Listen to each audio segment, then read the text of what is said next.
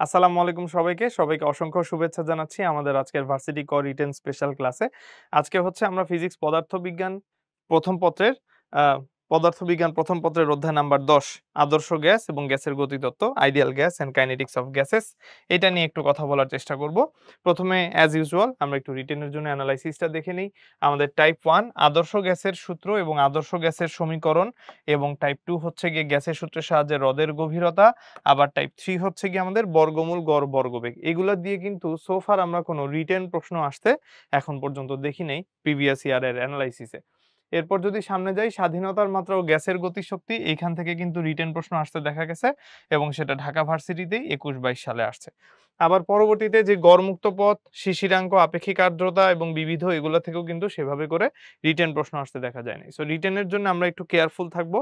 আমাদের এই চ্যাপ্টারটা রিটেনের জন্য তেমনটা ইম্পর্টেন্ট না, এমসিকিউর জন্য অনেক বেশি ইম্পর্টেন্ট, কিন্তু স্টিল আমাদের হচ্ছে রিটেনের জন্য ওই অংশটুকু দেখে নেওয়া লাগবে আরকি। তো টপিক থেকে কেমন কেমন ম্যাথ আসতে পারে আমরা একটা একটা করে আস্তে আস্তে শুরু করি। প্রথমে হচ্ছে আদর্শ গ্যাসের সূত্র এবং আদর্শ গ্যাসের সমীকরণ। এইখান থেকে আমাদের মোটামুটি কেমন টাইপের ম্যাথগুলো আসে। তাহলে শুরুতে দেখো এখানে একটা ম্যাথ বলে দিয়েছে যে একজন বিমানের যাত্রীর পাকস্থলীতে প্লেন উড্ডয়নের ঠিক আগে ১০০ সেন্টিমিটার কিউব বাতাস থাকে। বিমানের যাত্রী তার পাকস্থলীতে প্লেন উড্ডয়নের আগে 100 সেন্টিমিটার কিউব বাতাস থাকে। সমুদ্র পৃষ্ঠের সমান উচ্চতায় অবস্থানকালে যদি প্লেনের উচ্চতায় কেবিনের চাপ কমে 7.5 into 10⁴ newton per metre square হয়ে যায়, তবে ওই বাতাসের আয়তন কত হবে, এটা হচ্ছে গিয়ে আমাকে এখান থেকে জিজ্ঞেস করছে। তাহলে খেয়াল করো, আমাদের প্লেন উড্ডয়নের আগে তার বডিতে বাতাস, পেটের মধ্যে বাতাস কত ছিল পাকস্থলীতে 100 সেন্টিমিটার কিউব। তাহলে এটা হচ্ছে আমাদের জন্য ইনিশিয়াল ভলিউম V1 এবং বলেছে সমুদ্র পৃষ্ঠের সমান উচ্চতায় প্লেনটা শুরুতে ছিল। তারপর প্লেনটা যখন উপরের দিকে উঠা শুরু করে উচ্চতায়, তখন প্লেনের কেবিনের চাপ কমে এত হয়ে যায়। এত হয়ে যায় মানে এটা হচ্ছে গিয়ে আমাদের ফাইনাল প্রেসার, যেটা হচ্ছে গিয়ে আমাদের P2। আর যখন সমুদ্র পৃষ্ঠের সমান উচ্চতায় ছিল তখন হচ্ছে গিয়ে প্রেসার P1। P1 এর ভ্যালুটা আমরা ফিজিক্সের জন্য জানি 10⁵ প্যাসকেল বা 10⁵ নিউটন পার মিটার স্কয়ার, এভাবে ধরে নেওয়া যায় ইনিশিয়ালি। তাহলে বাতাসের আয়তন কত হবে, তার মানে আমার কাছে কোশ্চেনে করেছে যে ফাইনাল যে ভলিউমটা আসার কথা V2, সেই V2 এর ভ্যালুটা কত হবে সেটা হচ্ছে আমাকে ফাইন্ড আউট করতে হবে। তো অ্যাজ ইউজুয়াল আমরা যেহেতু টেম্পারেচার নিয়ে এখানে কিছু বলা নাই, তাহলে আমাদের ক্ষেত্রে P1 V1 is equals to P2 V2, এখান থেকে ক্যালকুলেশনে সিম্পলি V2 টা ফাইন্ড আউট করে নিয়ে গেলেই আমাদের অ্যান্সার ডান। তাহলে এখান থেকে P1 V1 divided by P2। P1 এর ভ্যালু কত? আমরা P1 এর ভ্যালু পেয়েছি হচ্ছে 10⁵। তাহলে এখান থেকে 10⁵ বসাই দেই। V1 এর ভ্যালু হচ্ছে 100 সেন্টিমিটার কিউবড। সো ক্যালকুলেশন করলে আমাদের ওভারঅল রেজাল্টটা V2 টা সেন্টিমিটার কিউবডেই আসবে। আর P2 এটার ভ্যালু হচ্ছে 7.5 10⁴। 7.5 10⁴। তাহলে এইখান থেকে আমরা এখন ক্যালকুলেশন করব আস্তে আস্তে। আমাদের 10⁵ আর 100 মিলে হবে 10⁷।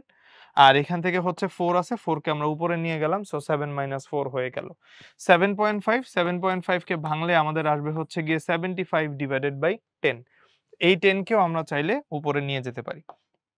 তাহলে ক্যালকুলেশনে আমরা উপরে যেটা পাচ্ছি সেটা হচ্ছে গিয়ে 10⁻7 - 4 মানে হচ্ছে গিয়ে 10⁻3। আর এই 10 যে উপরে মাল্টিপ্লাই হয়ে গেলে হয়ে যাবে হচ্ছে গিয়ে 10⁻4। আর নিচে আছে হচ্ছে গিয়ে 75। তাহলে এখান থেকে ক্যালকুলেশনে আমরা নিয়ে আসতে পারি হচ্ছে 10⁻4 মানে একের পরে কয়টা শূন্য, 4টা শূন্য, এবং নিচে আছে হচ্ছে গিয়ে 75। আমরা এটাকে কাটাকাটি করতে পারি কত দিয়ে, 25 দিয়ে। তাহলে 25 দিয়ে 75 কে কাটলে আমাদের আসবে হচ্ছে 3। 25 দিয়ে আমরা যদি 10,000 কে কাটি তাহলে এখান থেকে আসবে হচ্ছে গিয়ে 400। এখান থেকে আসবে হচ্ছে 400। তাহলে 400 ডিভাইডেড বাই 3, এইটুক হচ্ছে গিয়ে আমাদের রেজাল্ট আসতেছে। তার মানে V2 এর ভ্যালু আমরা পেয়ে যাচ্ছি কত, V2 এর ভ্যালু পেয়ে যাচ্ছি 400 ডিভাইডেড বাই 3 সিসি বা সেন্টিমিটার কিউবড। আমরা যদি চাই এখানে পয়েন্টেও বের করে নিয়ে আসতে পারি। তাহলে 4 ডিভাইডেড বাই 3 হয়ে যাবে হচ্ছে গিয়ে 1, তারপর থাকবে 10, 3 3 এ 9, তারপর থাকবে 1 দশমিক, আমাদের এখানে কত, 3 একবার 10, 3 3 এ 9, তারপর থাকবে 10, 3 3 এ 9, তাহলে 133। তারপর একটা 1 থাকবে, সো পয়েন্ট, এরপর 10 আসতেই থাকবে আসতেই থাকবে আসতেই থাকবে, সো 133.33 সেন্টিমিটার কিউব। এইটা এবং এইটা বোথ হচ্ছে গিয়ে আমাদের জন্য কারেক্ট অ্যান্সার আর কি। ঠিক আছে? তাহলে 133.33 আমরা এরকম পয়েন্টেও ভ্যালুটা ফাইন্ড আউট করতে পারি। আবার হচ্ছে গিয়ে ক্যালকুলেশন এমনি নরমাল ক্যালকুলেশন করেও রেজাল্টটাকে ফাইন্ড আউট করে নিয়ে আসতে পারি। ওকে? তাহলে এইখান থেকে আমাদের পরবর্তীতে যেই কথাটা বলে দিয়েছে সেটা হচ্ছে গিয়ে V2 এর ভ্যালুটা বের করলাম। এখন বলেছে ওই বাতাসের আয়তন কত হবে। সো এখান থেকে ভলিউমটা বের হয়ে গেল। নেক্সটে চলে আসি। নেক্সটে বলছে একটা বেলুন হিলিয়াম গ্যাস দিয়ে ভরা আংশিকভাবে এবং পৃথিবীর পৃষ্ঠে এর আয়তন হচ্ছে 30 মিটার কিউবড। চাপ 76 সেন্টিমিটার মার্কারি এবং তাপমাত্রা হচ্ছে 27 ডিগ্রি সেলসিয়াস। তো বলেছে যদি বেলুনটি এমন একটি উচ্চতায় উঠে যায় যেখানে চাপ হয়ে যায় 7.6 সেন্টিমিটার মার্কারি এবং টেম্পারেচার হয়ে যায় -54 ডিগ্রি সেলসিয়াস, তবে গ্যাসের আয়তন কত বৃদ্ধি পাবে। ঠিক আছে? আমাদেরকে জিজ্ঞেস করেছে ইভেনচুয়ালি গ্যাসের ভলিউমটা চেঞ্জ হবে কতটুকু, সেটা হচ্ছে ফাইন্ড আউট করতে হবে আরকি। তাহলে একটা বেলুন হিলিয়াম গ্যাস দিয়ে ভরা ছিল, পৃথিবীর পৃষ্ঠে আয়তন ছিল 30 মিটার কিউবড। তাহলে এটা হচ্ছে গিয়ে আমার জন্য V1।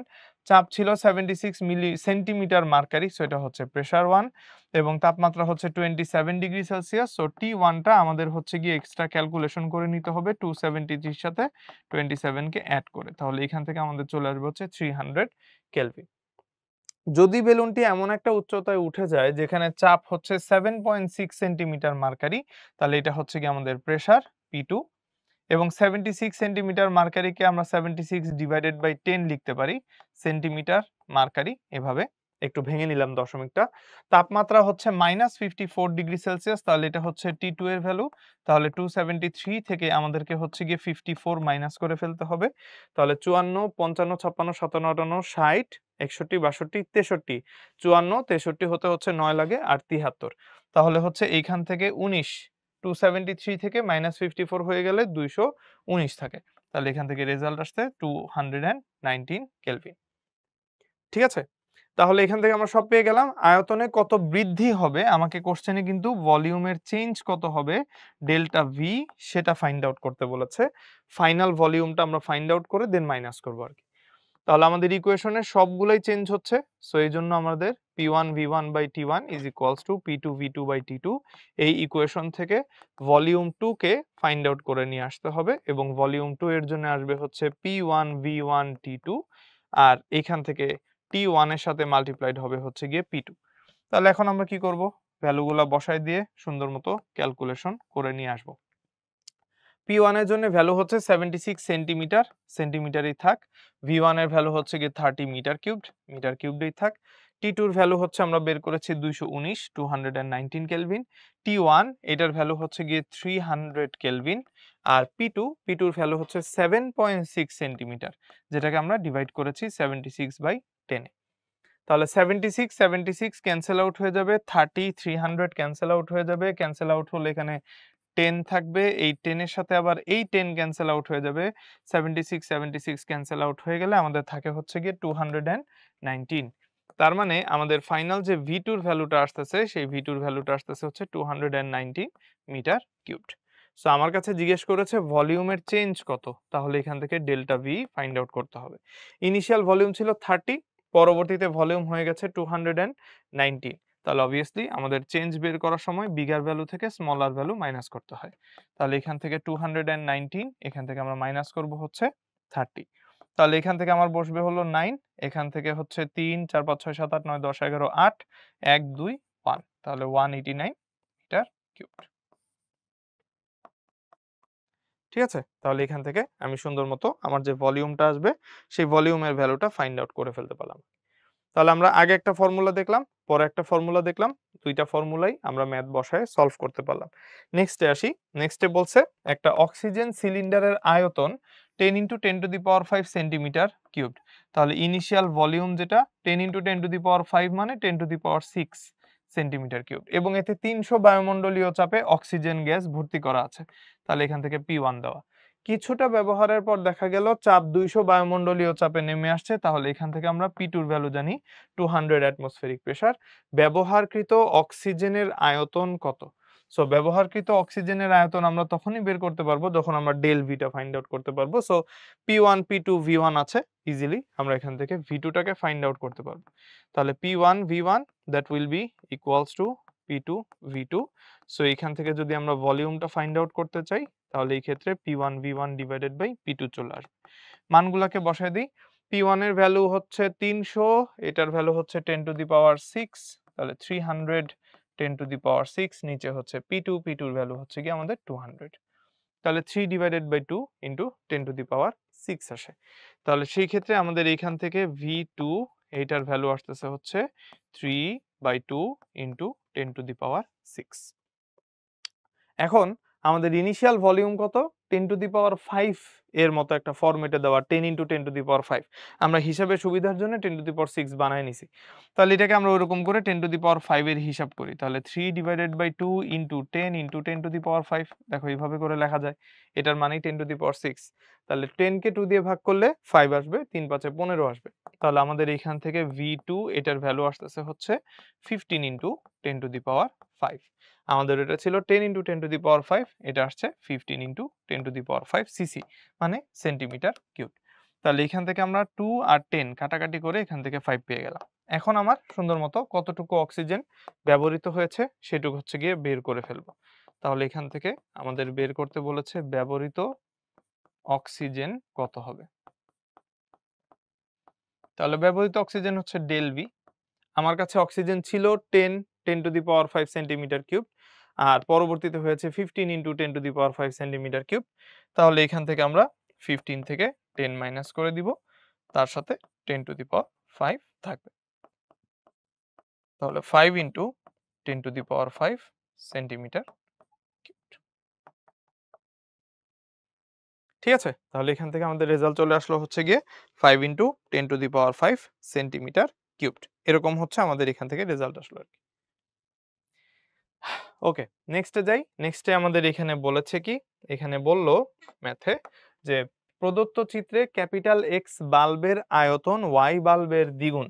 তাহলে এক্স একটা বাল্ব, ওয়াই একটা বাল্ব, এক্স বাল্বের যে ভলিউমটা আছে সেটা হচ্ছে ওয়াই বাল্বের ডবল।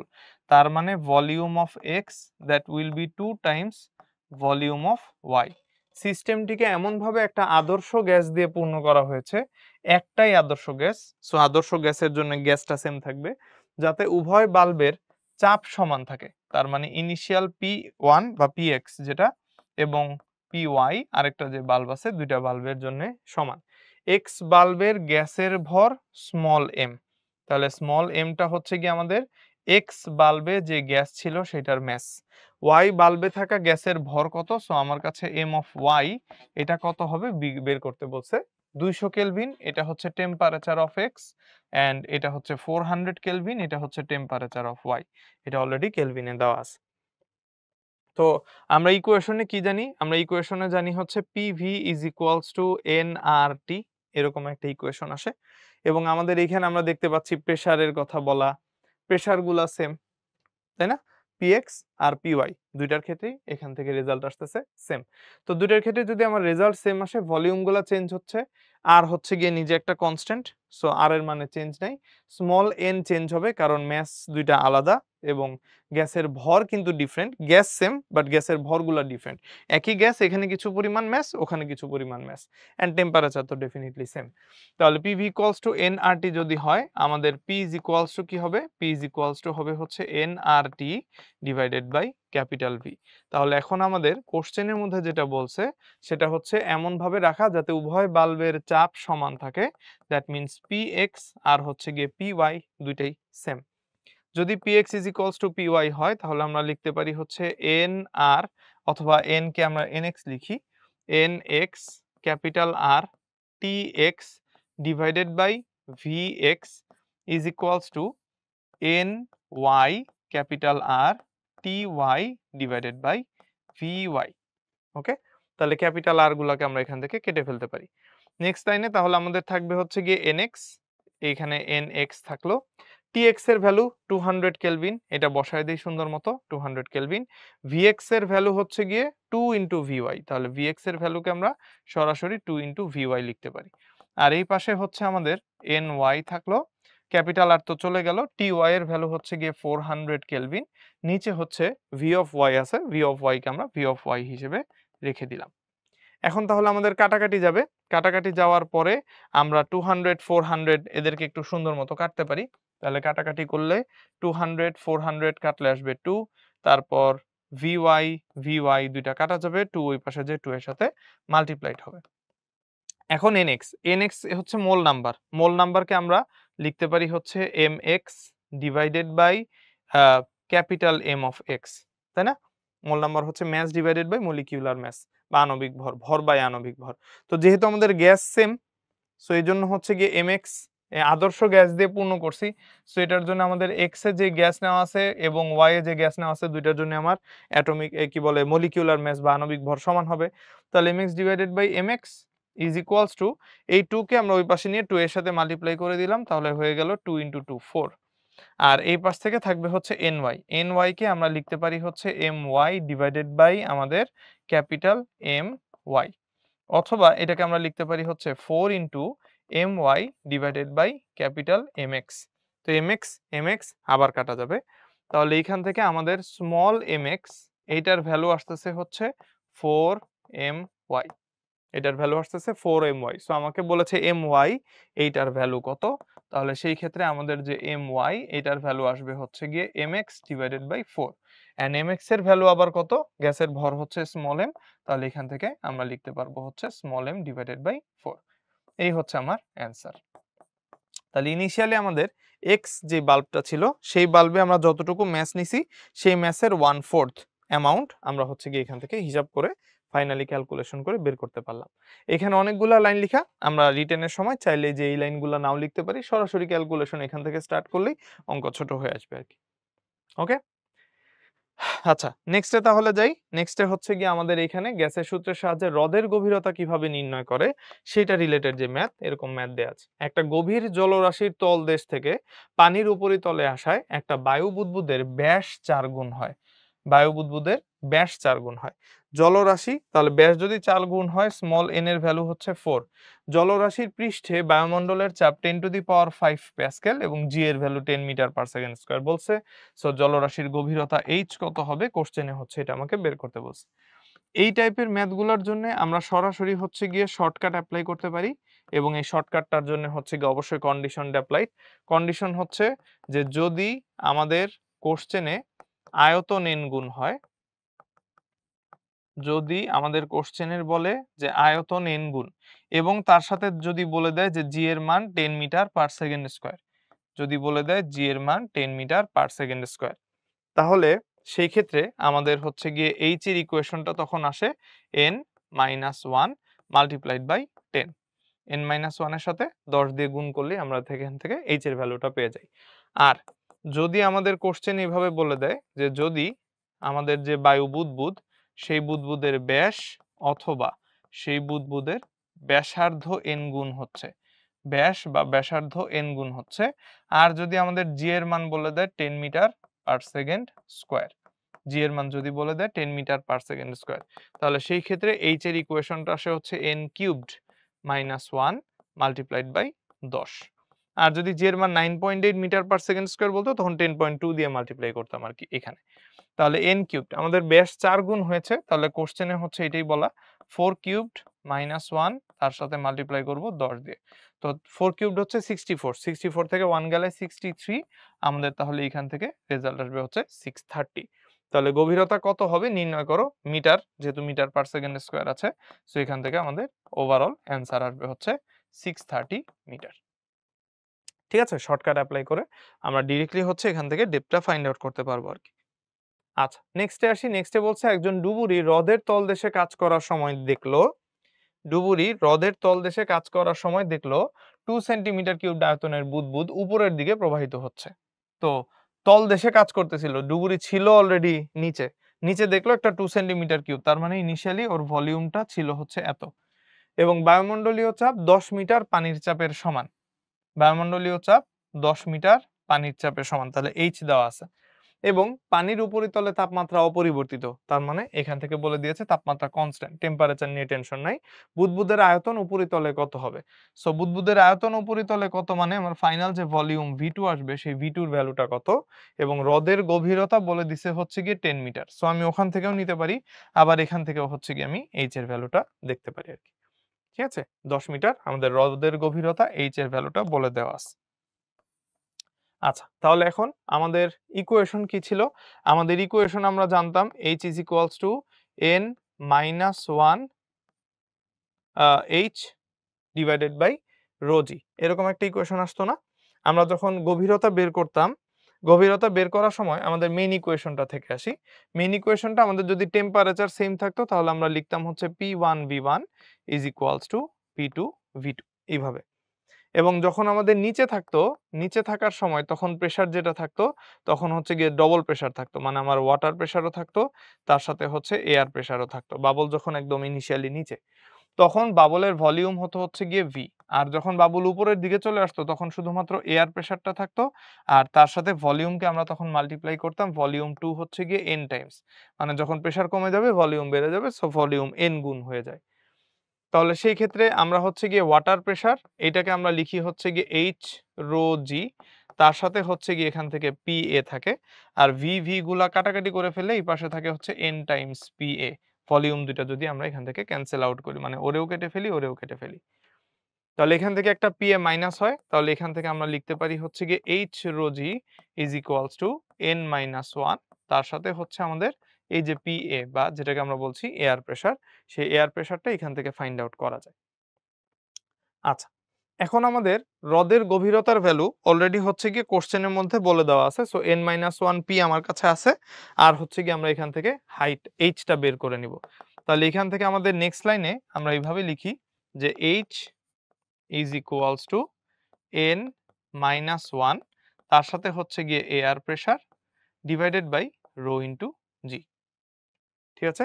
H = N-1, তার সাথে হচ্ছে এয়ার প্রেশার রো জি। এখন আসো আমরা H এর মান বসাই।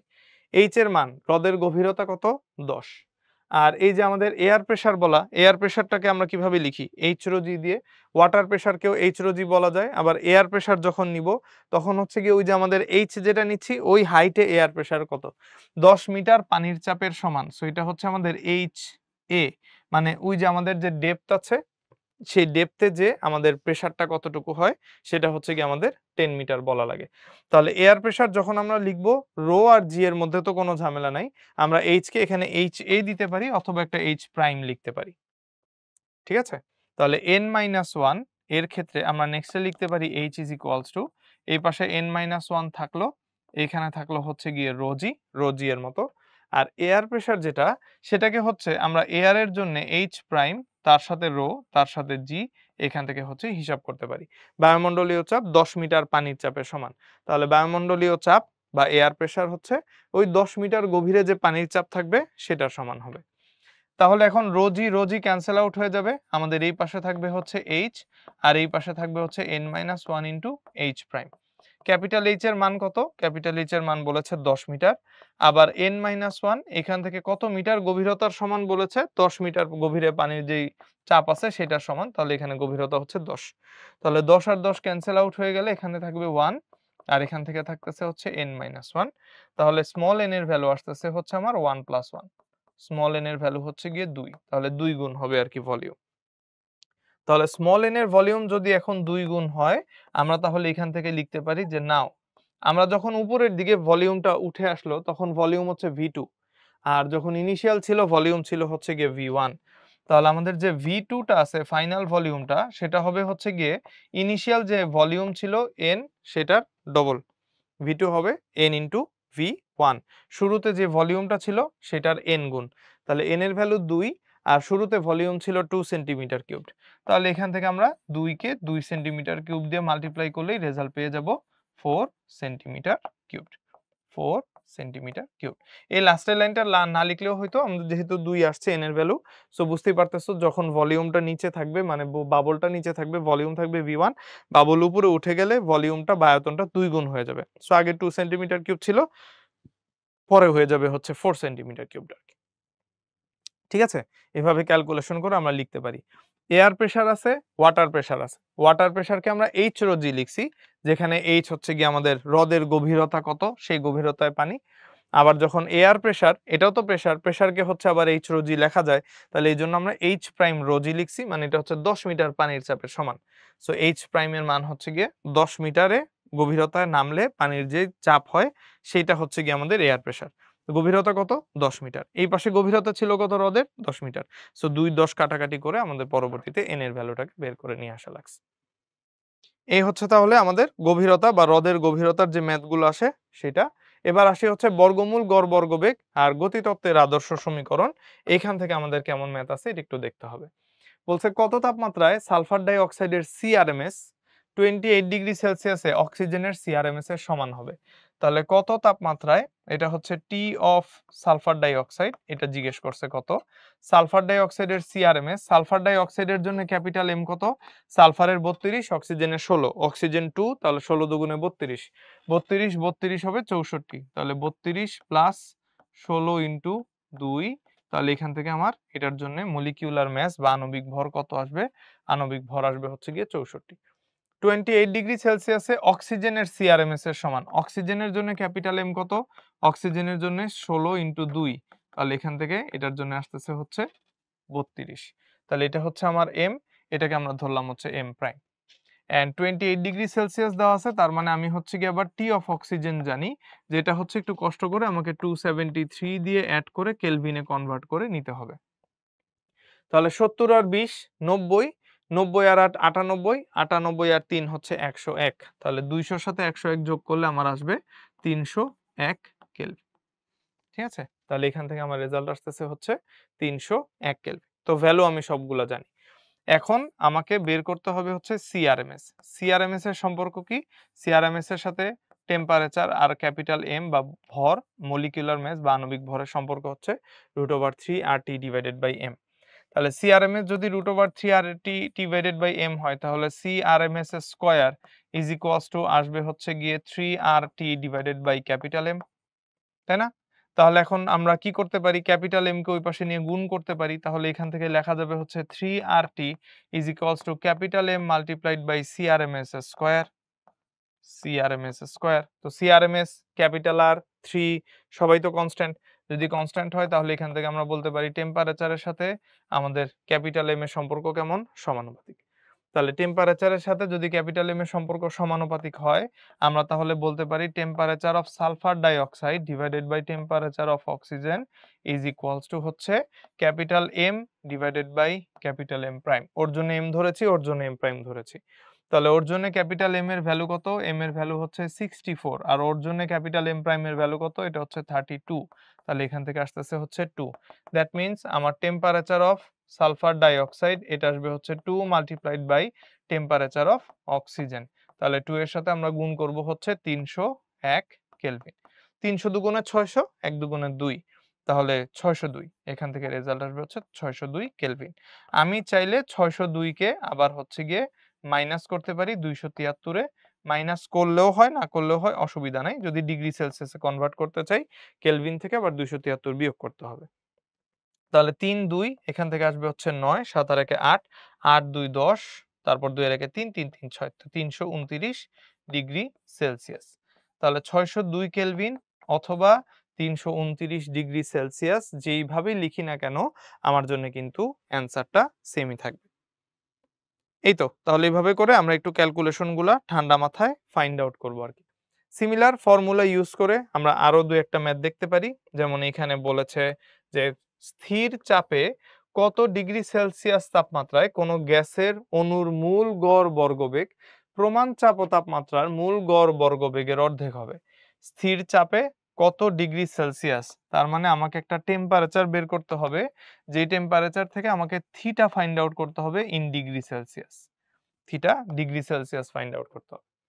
আর বলছে কোন গ্যাসের অণুর মূল গড় বর্গবেগ, এটাকে ধরলাম হচ্ছে গিয়ে C1, প্রমাণ চাপ ও তাপমাত্রার, প্রমাণ তাপমাত্রা হচ্ছে এখান থেকে আমি জানি T2, T2 এর ভ্যালু আমরা ধরে নিলাম হচ্ছে কত, T2 এর ভ্যালু আমরা ধরে নিলাম প্রমাণ চাপ ও তাপমাত্রা, সো 0 ডিগ্রি সেলসিয়াস আর কি, তাহলে 273 কেলভিন, কেলভিন ছাড়া তো ম্যাথ করা যাবে না।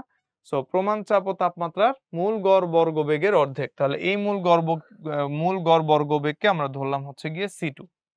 তাহলে কোশ্চেনে আমাদের আমরা যেটা জানি সেটা হচ্ছে CRMS is equals to √3RT divided by M.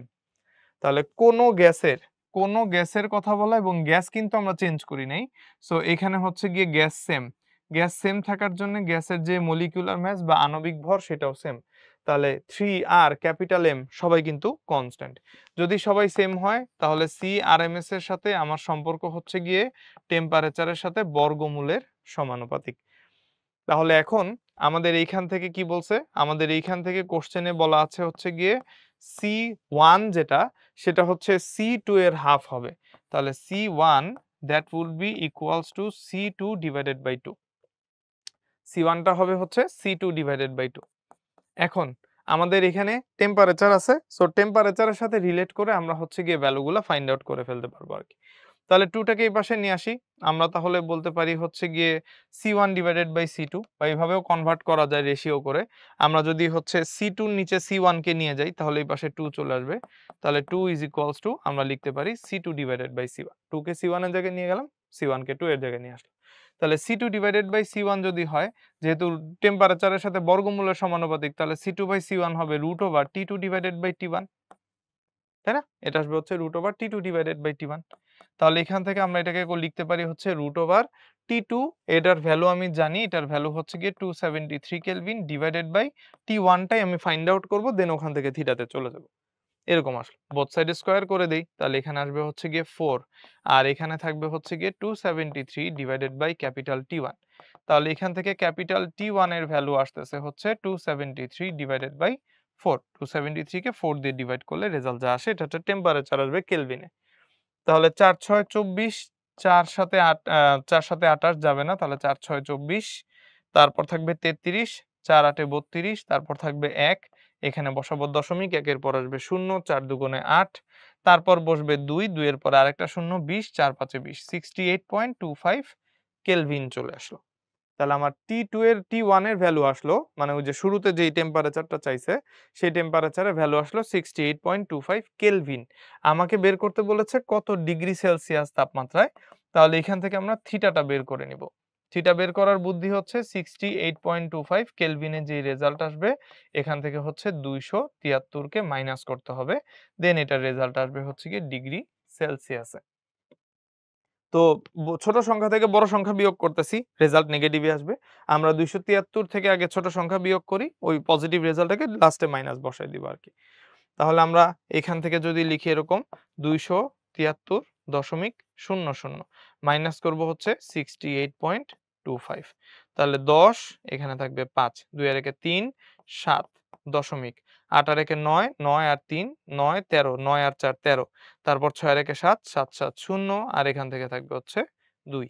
তাহলে 273 থেকে 68.25 বিয়োগ করলে আমরা পেতাম 204.75, যেহেতু নেগেটিভ আসবে সো এর জন্য রেজাল্ট আসবে হচ্ছে মাইনাস 204.75 ডিগ্রি সেলসিয়াস। ঠিক আছে? তাহলে এখান থেকে আমরা রেজাল্ট পেয়ে গেলাম কত? রেজাল্ট পেয়ে গেলাম হচ্ছে গিয়ে ডিগ্রি সেলসিয়াসে মাইনাস 204.75 ডিগ্রি সেলসিয়াস। সো টেম্পারেচারটা বের করে ফেললেই হয়। টেম্পারেচারটা বের করার পরে জাস্ট ওইটাকে আমার কনভার্ট করাটা কোয়াইট ইজি। ঠিক আছে? নেক্সটে যাই। নেক্সটে আমাদেরকে বলেছে গ্যাসের গতিতত্ত্ব অনুসারে আদর্শ গ্যাসের চাপের সমীকরণ হলো P = ρv² ডিভাইডেড বাই 3, যেখানে রো হলো গ্যাসের ঘনত্ব, v স্কয়ার হচ্ছে অণুর গড় বর্গবেগ। তো আমাকে বলেছে দেখাও যে অণুর গড় গতিশক্তি E, গড় গতিশক্তি এভারেজ, সো E আসবে হচ্ছে 3kT ডিভাইডেড বাই 2। তার মানে আমাদের ফর্মুলার মধ্যে সাধারণত যে প্রুফ আসে সেই প্রুফ হচ্ছে গিয়ে আমাকে এখান থেকে ফাইন্ড আউট করতে বলছে আরকি, গড় গতিশক্তি। তাহলে গড় গতিশক্তি বের করার আগে মেইন গতিশক্তি বা মোট গতিশক্তি বের করতে হবে, দেন এভারেজ বের করা সহজ। তাহলে আমাদের ইকুয়েশন দেয়া আছে। গিভেন ইকুয়েশন কি? আমাদের এখানে গিভেন ইকুয়েশনে বলে দেওয়া আছে হচ্ছে P = ρv², P = divided by 3। খেয়াল রেখো এখানে যে v বলা ওটা কিন্তু ভেলোসিটি, হ্যাঁ CRMS এর যে ভেলোসিটি আছে সেই ρv²/3 এভাবে করে বলা। আচ্ছা, এখন তাহলে আমরা এটাকে একটু সাজায় লিখতে পারি। আমরা 1/3 এটাকে হচ্ছে আলাদা করে নিতে পারি। তারপর রো আছে, রো কে আমরা ভাঙতে পারি হচ্ছে গিয়ে ভর ডিভাইডেড বাই আণবিক ভর, ভর বাই আয়তন। আমরা ঘনত্ব যখন বের করব তখন ভর বাই আয়তন দিয়ে বের করব। আর এই পাশে যেটা আছে সেটা হচ্ছে গিয়ে আমাদের বেগ। তাহলে বেগকে আমরা এখান থেকে লিখতে পারলাম হচ্ছে গিয়ে v²। ঠিক আছে? আচ্ছা, এখন স্মল m যেটা আছে এইটাকে আবার আমরা অন্যভাবে ক্যালকুলেশন করতে পারি। স্মল m তো হচ্ছে গিয়ে সাধারণত আমাদের মোট ভর। সো মোট ভরকে যখন আমরা কনভার্ট করব n মোল গ্যাসের যে গ্যাস নিচ্ছি সেই গ্যাসের যে n মোল আছে সেই মোল সংখ্যাকে তার যদি আণবিক ভর দ্বারা গুণ করা হয় তাহলে ওইখান থেকে মোট ভর পাওয়া যায়।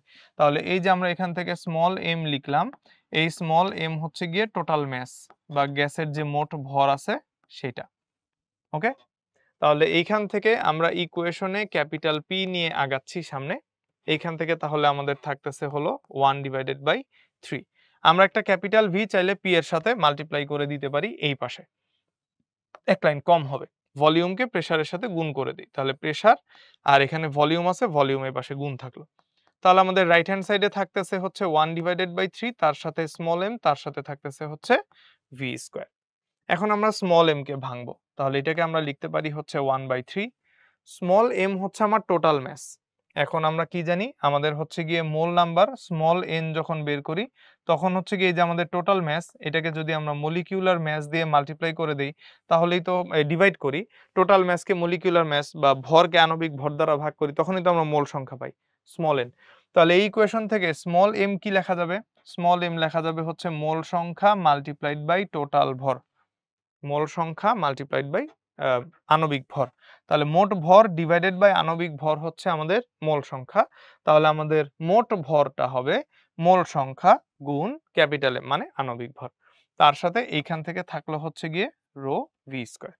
তাহলে রো কে আমরা ভাঙলাম, রো কে আমরা ভাঙলাম হচ্ছে m/v তে, ভলিউমকে ওপাশে নিয়ে গুণ করে দিলাম, গুণ করে দেওয়ার পরে তারপর হচ্ছে আমার এখান থেকে ইকুয়েশনে স্মল m থাকলো, স্মল m কে আবার মোল সংখ্যা এবং আণবিক ভর দ্বারা গুণ করে কনভার্ট করে নিলাম। এখন পিভি, এই পিভি কে আবার এখান থেকে বলা যায় হচ্ছে গিয়ে ক্যাপিটাল N RT। N হচ্ছে গিয়ে মোল সংখ্যা, ক্যাপিটাল R হচ্ছে গিয়ে আদর্শ গ্যাস ধ্রুবক, T হচ্ছে গিয়ে টেম্পারেচার ইন কেলভিন। তাহলে এই পাশে থাকলো পিভির জায়গায় nRT, আর এই পাশে যা আছে 1/3 n capital M V square, 1/3 n capital M V square এরকম থাকলো। তাহলে বোথ সাইড থেকে আমাদের স্মল n গুলা ক্যান্সেল আউট হয়ে যাবে এবং এখান থেকে আমি সুন্দর মতো ভি স্কয়ারটাকে ফাইন্ড আউট করে নিয়ে আসতে পারবো। স্মল n গুলা বোথ সাইড থেকে আমাদের এই মোল সংখ্যা এই মোল সংখ্যা কাটা। তাহলে যদি কাটা যায় আমরা এখান থেকে ভি স্কয়ার যখন বের করব এই পাশে থাকবে হচ্ছে গিয়ে 3RT, এটাকে আমরা ডিভাইড করব হচ্ছে গিয়ে ক্যাপিটাল M দিয়ে, ক্যাপিটাল M দিয়ে পাশে ভাগ, 3 দিয়ে ওই পাশে গুণ, তাহলে এখান থেকে ভি স্কয়ারের ভ্যালু আসলো 3RT divided by capital M। আমরা তাহলে কি পেয়ে গেলাম, এখান থেকে ভি স্কয়ার পেয়ে গেলাম। যদি ভি স্কয়ার পেয়ে যাই তাহলে আমরা এখান থেকে মোট গতিশক্তি বা total energy, total kinetic energy যেটা, সেই টোটাল কাইনেটিক এনার্জিটা ফাইন্ড আউট করতে পারবো। ঠিক আছে, মোট গতিশক্তি মানে হচ্ছে গিয়ে টোটাল ইকে, মোট গতিশক্তি বা টোটাল কাইনেটিক এনার্জি আমরা ফাইন্ড আউট করতে পারবো হাফ এম ভি স্কয়ার এই ইকুয়েশন দিয়ে। হাফ স্মল m হচ্ছে আমার টোটাল মাস যেটা আছে, তার সাথে আমরা এখানে ভি স্কয়ার দিয়ে মাল্টিপ্লাই করে দিলাম, তাহলে আমার এখান থেকে হাফ এম ভি স্কয়ার এরকম চলে আসলো। আবার স্মল m যখন বের করছি, একটু আগে আমরা কিন্তু স্মল m কে কনভার্ট করা শিখছি যে স্মল n এর সাথে ক্যাপিটাল M কে মাল্টিপ্লাই করলে স্মল m কে বা মাস কে কনভার্ট করা যায়। তাহলে এখান থেকে আমরা রাখলাম হচ্ছে হাফ, স্মল m এর জায়গায় আমরা এখন লিখতে পারি হচ্ছে গিয়ে n into capital M, n into capital M, এটা হচ্ছে স্মল m এর জায়গায়। আর ভি স্কয়ারের জন্য আমরা ইকুয়েশনে আগেই পেয়েছি 3RT divided by capital M, V স্কয়ারের জায়গায় পেয়েছি 3RT by capital M, so root square করা লাগবে না। তাহলে আবারও এইখান থেকে কি কাটাকাটি যাবে, এই যে আমাদের মলিকিউলার মাস বা আণবিক ভর ক্যাপিটাল M গুলা এখান থেকে সুন্দর মতো কাটাকাটি চলে যাবে। কাটাকাটি গেলে আমাদের মোট গতিশক্তির ইকুয়েশনে থাকতেছে হচ্ছে এইখানে একটা 3 এখানে একটা 2, সংখ্যাগুলোকে এক জায়গায় নিয়ে আসি, 3 divided by 2 n r t, তাহলে 3 divided by 2 n r t। ঠিক আছে, এটা তাহলে আমি কি পেয়ে গেলাম এখান থেকে total energy half M V স্কয়ারের যে ইকুয়েশন, সেই হাফ এম ভি স্কয়ারের ইকুয়েশন থেকে পেয়ে গেলাম হচ্ছে 3 ডিভাইডেড বাই 2 nRT। আচ্ছা, এখন আমাকে এটা বের করতে বলে নাই, আমাকে বের করতে বলছে গড় গতিশক্তি, সো এভারেজ কাইনেটিক এনার্জি, এটা হচ্ছে কি আমাকে এখান থেকে ফাইন্ড আউট করতে বলেছে। তাহলে এভারেজ কাইনেটিক এনার্জি যদি আমাকে ফাইন্ড আউট করতে হয়, আমার যে মোট গতিশক্তি আছে মানে যে হাফ এম ভি স্কয়ার যেটা আমরা পেলাম, এটাকে আমার ওভারঅল হচ্ছে কি অ্যামাউন্টের মলিকিউলস ছিল সেটা দিয়ে হচ্ছে আমাকে ডিভাইড করে ফেলতে হবে, তাহলে এভারেজ পাওয়া যাবে। 5টা বক্স, তাদের ভরগুলা যদি জানা যায়, মোট ভর জানলে 5টা বক্সের সংখ্যা দিয়ে ভাগ করলেই গড় আসে। তাহলে আমার মোট গতিশক্তি যেহেতু জানা আছে, কতগুলা গ্যাসের কণা ছিল সেই গ্যাসের কণা দিয়ে যদি আমরা ভাগ করি তাহলে কিন্তু আমরা এখান থেকে ইভেনচুয়ালি গড় গতিশক্তি বা এভারেজ ইকে বা এভারেজ কাইনেটিক এনার্জি যেটা আছে সেটা এখান থেকে জেনে যাব। এখন তাহলে এটাকে আবার কনভার্ট করতে হবে। স্মল n সমান সমান small m divided by capital M, এভাবে করে লেখা যায়। আবার হচ্ছে গিয়ে আমরা যখন মোল নাম্বার স্মল n লিখি তখন কিন্তু এটাকে টোটাল নাম্বার অফ গ্যাস বা টোটাল নাম্বার অফ মলিকিউলস, কতগুলো নাম্বার মলিকিউল বা অণু আছে এটাকে যদি আমরা অ্যাভোগাড্রো নাম্বার দিয়ে ভাগ করি তাহলেও কিন্তু এখান থেকে মোল সংখ্যা পাওয়া যায় n বাই n এ। তাহলে এইখান থেকে আমরা হাফ এম ভি স্কোয়ারের জন্য লিখতে পারি হচ্ছে 3 divided by 2 N R capital T, যেটা আমরা ওই পাশে পেয়েছি, আর এটাকে আমরা ভাগ দিব ক্যাপিটাল এন দিয়ে। সো মোল সংখ্যা যদি এন বাই এন এ হয় তাহলে টোটাল নাম্বার অফ মলিকিউলস বা মোট অণু সংখ্যা হবে small N into N A, small N into N A. তাহলে এইভাবে করে আমরা একটু গুণ করে নিতে পারি বা কনভার্ট করে নিতে পারি। তো আমাদের বলেছে 3 ডিভাইডেড বাই 2 কেটে নিয়ে আসতে, আমাদের স্মল এন গুলা কিন্তু ক্যান্সেল আউট হয়ে গেল। তাহলে এখান থেকে থাকতেছে হচ্ছে 3 ডিভাইডেড বাই 2, উপরে থাকতেছে হচ্ছে আর ইন্টু টি, আর আর এর নিচে পড়ে থাকতেছে হচ্ছে এন এ। আবার আমরা এটা জানি যে যদি আমরা ক্যাপিটাল আর বা আদর্শ গ্যাস ধ্রুবক এটাকে যদি আমরা আবার এন এ দিয়ে ভাগ করি, মানে আমাদের এই যে পোরশনটুকু আছে এইটুক ক্যাপিটাল আর কে যদি আমরা আবার এন এ দিয়ে ডিভাইড করি তাহলে এখান থেকে কি পাওয়া যায়, বোল্টজম্যান কনস্ট্যান্ট কে পাওয়া যায়। তাহলে আমাদের এখান থেকে ই কে বার মানে হচ্ছে এভারেজ কাইনেটিক এনার্জি যেটা বের করলাম, এটার ইকুয়েশন আসতেছে হচ্ছে 3 ডিভাইডেড বাই 2 কেটি। তো আমাকে এটাই দেখাইতে বলছে যে গড় গতিশক্তি 3 কেটি ডিভাইডেড বাই 2 এরকম আসে, দেখাও যায়। সো এখান থেকে আমরা শর্ট অথবা বাংলায় হচ্ছে গিয়ে দেখানো হলো, এটা একটু লিখে আসবো কারণ এটা আমার কাছে ফর্মুলার প্রুফ চেয়েছে। সো সাধারণত আমরা ফর্মুলার প্রুফ কিন্তু ওইভাবে করে পড়তে চাই না, বাট পরীক্ষায় কিন্তু আমাদের পরীক্ষায় প্রুফ আসে, যেমন ঢাকা ভার্সিটিতে 21-22-এই এই প্রুফটা পরীক্ষার মধ্যে আসছিল। সো ইনস্ট্যান্ট যদি এরকম প্রুফ আসে পরীক্ষায় তাহলে যেন ঝামেলায় না পড়ে যাই, এই জন্য হচ্ছে এই চ্যাপ্টার থেকে প্রুফগুলো দেখে যাওয়া একটু জরুরি বলে আমি মনে করি। তাহলে একটু এখান থেকে খেয়াল রেখো, আমাদের ফার্স্টে যে ইকুয়েশন আছে ওইখান থেকে শুরু করতে হবে, গিভেন ইকুয়েশন থেকে। রোকে আমরা ভর বাই আয়তন দিয়ে ভাঙলাম, ভরকে আবার হচ্ছে গিয়ে কনভার্ট করে মোল সংখ্যা ইন্টু আণবিক ভরে নিয়ে গেলাম, তারপর বোথ সাইড পিভি এনআরটি বসে কাটাকাটি করে ভি স্কোয়ার বের করলাম, দেন হাফ এম ভি স্কোয়ার বের করলাম, হাফ এম ভি স্কোয়ারকে আবার মোট অণু সংখ্যা দ্বারা ভাগ করে অ্যাভারেজে ভ্যালু কত আসে সেই অ্যাভারেজের ভ্যালুটাকে ফাইন্ড আউট করে নিয়ে আসলাম। ঠিক আছে, তাহলে নেক্সটে যাই। নেক্সটে হচ্ছে আমাদের এইখানে আরেকটা ম্যাথ দেওয়া এবং এখানে বলেছে 2 অ্যাটমসফেরিক চাপে 5 লিটার হিলিয়াম গ্যাসের গতিশক্তি যদি ই হয় যদি গতিশক্তি, তাহলে 3 অ্যাটমসফেরিক চাপে 15 লিটার অ্যামোনিয়া গ্যাসের অণুগুলোর গতিশক্তিকে ই এর মাধ্যমে প্রকাশ করো। তাহলে এখন এটা কি, হিলিয়াম গ্যাস। হিলিয়াম গ্যাস কেমন, হিলিয়াম গ্যাস হচ্ছে গিয়ে মনো অ্যাটমিক। মনো অ্যাটমিক হলে তার জন্য ডিগ্রিজ অফ ফ্রিডম কত, ডিগ্রিজ অফ ফ্রিডম হচ্ছে গিয়ে 3। আর এখানে হচ্ছে গিয়ে অ্যামোনিয়ার কথা বলা, অ্যামোনিয়া কি, অ্যামোনিয়া হচ্ছে NH3। NH3 কেমন, NH3 হচ্ছে গিয়ে পলি অ্যাটমিক। পলি অ্যাটমিক এর জন্য ডিগ্রিজ অফ ফ্রিডম কত, ডিগ্রিজ অফ ফ্রিডম হচ্ছে গিয়ে 6।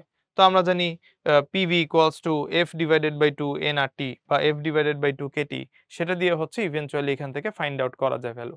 তাহলে আমার এখানে কিসের কিসের ভ্যালু দেওয়া আছে, P1 দেওয়া আছে আর এখানে হচ্ছে V1 দেওয়া আছে। আবার এখানে 3 ATM আর 15 লিটার, সো এখান থেকে V2 দেওয়া আছে আর এখান থেকে হচ্ছে P2 বলে দেওয়া আছে। ঠিক আছে, তাহলে আমি অলরেডি কিন্তু পিভিটা জানি। যেহেতু আমি এখান থেকে পিভি জানি, পিভি জানলে আমি এখান থেকে ইভেনচুয়ালি ভ্যালু ক্যালকুলেশন করে ফাইন্ড আউট করতে পারবো। তাহলে আমরা কাইনেটিক এনার্জির ক্ষেত্রে ই অফ হিলিয়াম যখন বের করব, ই অফ হিলিয়াম, তখন আমরা এখান থেকে লিখতে পারি F divided by 2 nRT, or এটাকে আমরা লিখতে পারি হচ্ছে এফ ডিভাইডেড বাই 2 পিভি, তাই না? তাহলে হিলিয়ামের জন্য কাইনেটিক এনার্জি আমাদের বলেছে হিলিয়ামের গতিশক্তি ই, তাহলে সেই ক্ষেত্রে ই অফ হিলিয়ামের জায়গায় আমরা সরাসরি শুধু ই লিখতে পারি। আর এখানে হিলিয়াম গ্যাস মনো অ্যাটমিক হওয়ায় এফ এর ভ্যালু হচ্ছে গিয়ে 3, এফ হচ্ছে গিয়ে আমাদের স্বাধীনতার মাত্রা, সো এফ 3 ডিভাইডেড বাই 2। তার সাথে পি এর ভ্যালু হচ্ছে 2 অ্যাটমসফেরিক প্রেসার, আর তার সাথে এটার ভ্যালু হচ্ছে 5 লিটার। জাস্ট মাল্টিপ্লাই করে দিব সংখ্যাগুলা, 2 2 ক্যান্সেল আউট হয়ে যাবে, 3 5 15 চলে আসবে। ঠিক আছে, তাহলে কাইনেটিক এনার্জি এখান থেকে কত পাওয়া গেল, কাইনেটিক এনার্জি পাওয়া গেল হচ্ছে গিয়ে 15। এটা আমরা এখান থেকে সুন্দর মতো পেয়ে গেলাম। এখন পিভি, যেহেতু পি এর হচ্ছে লিটার আর এটার ইউনিট হচ্ছে অ্যাটমসফেরিক প্রেসার, সো আমরা লিটার এটিএম পর্যন্ত রেখে দিতে পারি, বাট এনার্জির ভ্যালু আমরা পেয়ে গেলাম 50। এখন নেক্সটে যেটা বলছে সেটা হচ্ছে অ্যামোনিয়া গ্যাসের অণুগুলোর গতিশক্তিকেও আমাকে সেম ওয়েতে বের করতে হবে। তাহলে E অফ NH3 এটা বের করতে হবে। তাহলে এটার জন্য আবার একই জিনিস F ডিভাইডেড বাই 2 PV এটা দিয়ে ফাইন্ড আউট করব এবং এখানে হচ্ছে P1 V1 লেখা উচিত। তাহলে এটার জন্য P1 V1 লিখলাম, এটার জন্য আমরা P2 V2 লিখলাম। অ্যামোনিয়া হচ্ছে পলিঅ্যাটমিক গ্যাস, সো ওর জন্য F এর ভ্যালু হচ্ছে 6, তাহলে 6 ডিভাইডেড বাই 2, তার সাথে P এর ভ্যালু হচ্ছে 3 ATM আর ওটা হচ্ছে 15 লিটার, তাহলে এটার সাথে 3 ইন্টু 15 আমরা মাল্টিপ্লাই করব।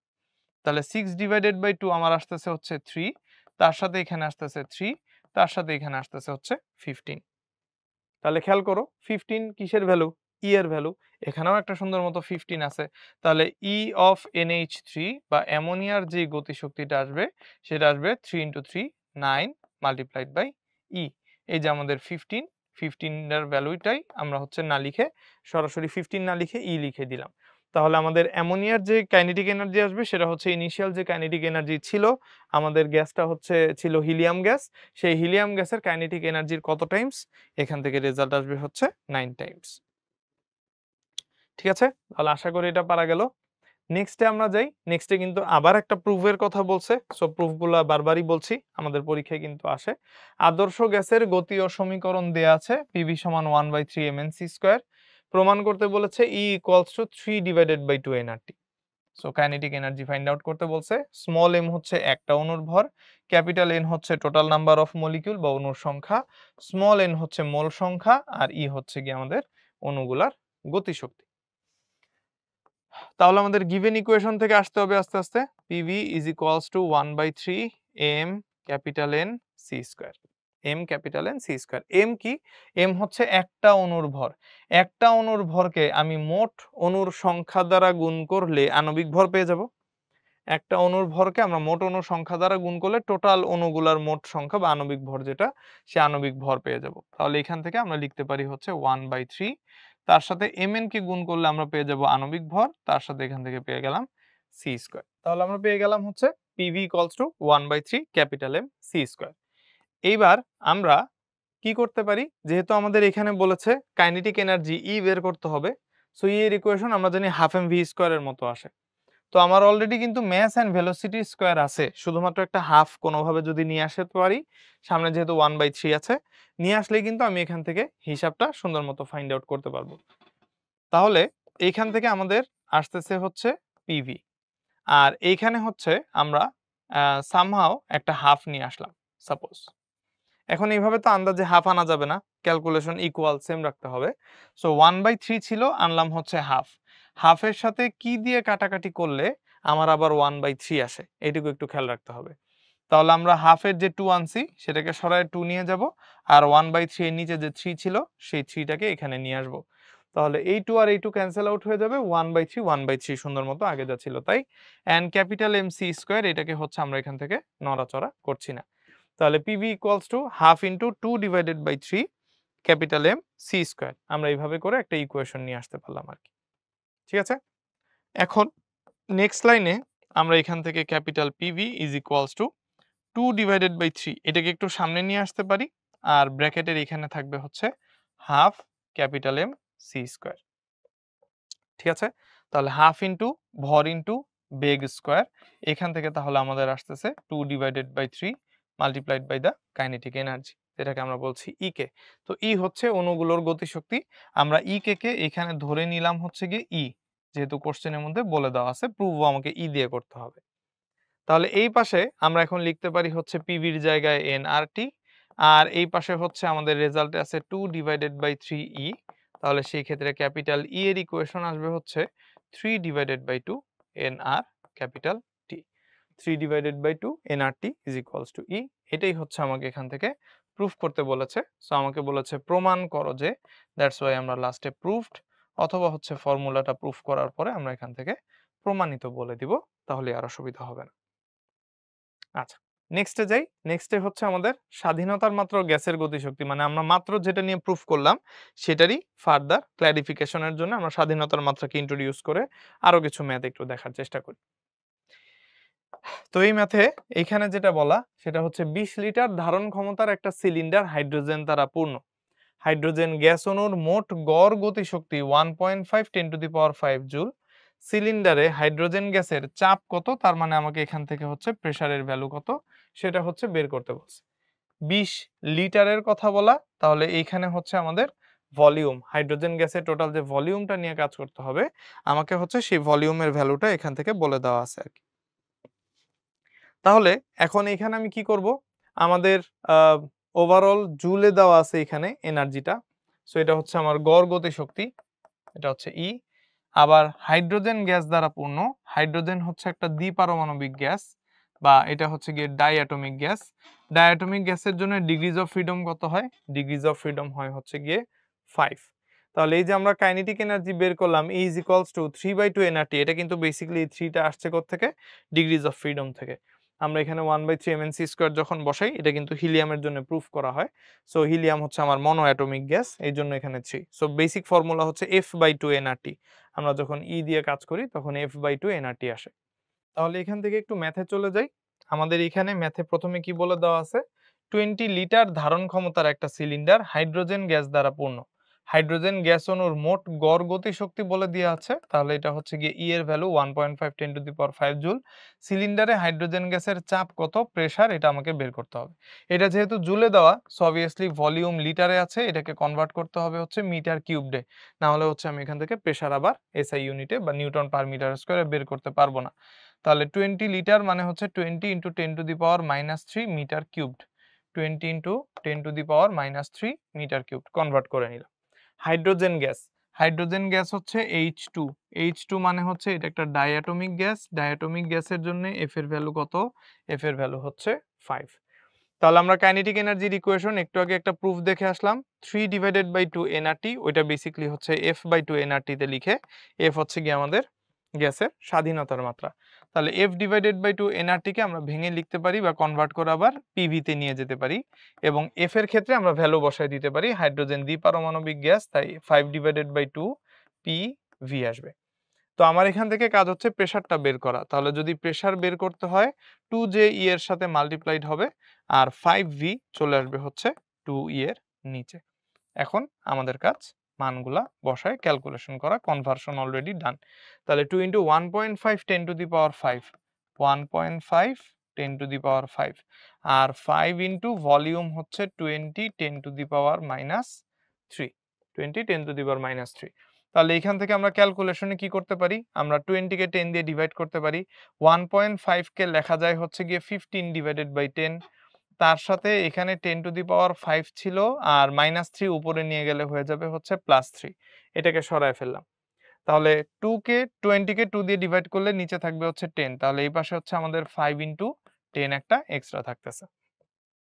তাহলে 10 and 10 10 স্কয়ার, তাহলে 15 কে 5 দিয়ে ভাগ করলে আসতেছে 3, আর 10⁵ + 3 8, 8 থেকে নিচের যে 10 স্কয়ার আছে সেটা হচ্ছে গিয়ে 2 হয়ে যাবে, -2 হয়ে যাবে। তাহলে আমাদের প্রেসারের রেজাল্ট আসতেছে হচ্ছে 3 × 10⁶ newton per metre square, 3 × 10⁶ newton per metre square. বাস, ভ্যালু বসায় দিলেই, এখানে সঠিকভাবে কনভার্সন করার পর ক্যালকুলেশনটা করলেই আমার এখান থেকে রেজাল্টে আর ঝামেলা হবে না।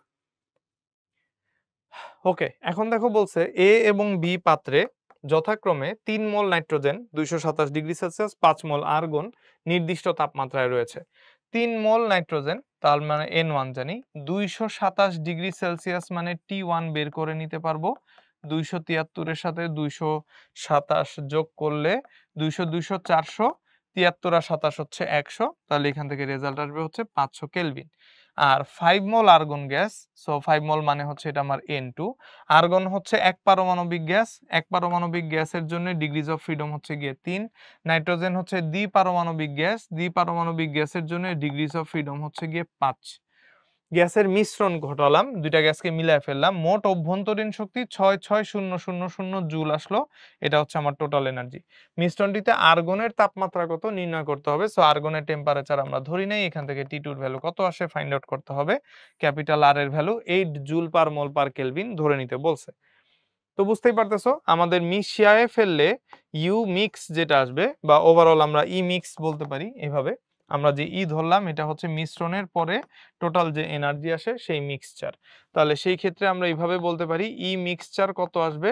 ই মিক্সচার আসবে হচ্ছে ইনিশিয়াল আর্গন আর হচ্ছে নাইট্রোজেন। নাইট্রোজেনের জন্য ই টোটাল N2 কত আসে প্লাস ই অফ আর্গন, এখান থেকে আর্গনের জন্য যে টোটাল কাইনেটিক এনার্জি আসে দুইটাকে অ্যাড করলে আমি ওভারঅল মিক্সচারের যে এনার্জি আছে সেটা পেয়ে যাব। তাহলে ই অফ N2 এটাকে আমরা লিখতে পারি হচ্ছে গিয়ে F ডিভাইডেড বাই 2, N1 দেওয়া আছে আর জানি T1, তাহলে F ডিভাইডেড বাই 2 N1 আর T1 প্লাস এটার জন্য আসবে হচ্ছে F divided by 2 N2 R T2। ঠিক আছে, F গুলাও আলাদা আলাদা, সো এটাকে আমরা F1 ধরতে পারি, এটা হচ্ছে আমাদের F2 ধরতে পারি, একটা হচ্ছে F1 একটা হচ্ছে F2। তাহলে এখানে আমরা F1 দিই, এখানে আমরা ছোট করে F2 লিখে দিই। ঠিক আছে, তাহলে এখন তুমি মানগুলো সুন্দর মতো বসায় ফেলো। আমাদের ই মিক্সের ভ্যালু হচ্ছে গিয়ে 66000, এত। কি কমন যাবে? ক্যাপিটাল আর বাই 2 একটা কমন যাবে, capital R divided by 2 common যাবে। কমন গেলে ভিতরে থাকবে হচ্ছে F1 N1 T1 plus F2 N2 T2। ঠিক আছে, এখন ক্যাপিটাল আর এর ভ্যালু কত? 8। 8 কে 2 দিয়ে ডিভাইড করলে কত হয়? 4। তাহলে এইখান থেকে আমাদের থাকতেছে 66000 ইজ ইকুয়ালস টু এই পাশে আসবে হচ্ছে 8/2। F1 N1, F1 এর ভ্যালু 5, N1 এর ভ্যালু 3 মোল, তাহলে 5 multiplied by 3 multiplied by T1, T1 এর ভ্যালু হচ্ছে গিয়ে 500 প্লাস এইখানে একটা থার্ড ব্র্যাকেট বা সেকেন্ড ব্র্যাকেট ইউজ করা যায়, প্লাস F/2 এর ভ্যালু, F2 এর ভ্যালু হচ্ছে গিয়ে আমাদের আর্গন গ্যাস, সো 3 এর সাথে কত মোল আর্গন গ্যাস নিয়েছিলাম? 5 মোল, আর তার সাথে T2 এর ভ্যালুটা মাল্টিপ্লাইড থাকবে, T2 এর ভ্যালুটাই আমরা এখান থেকে ফাইন্ড আউট করব।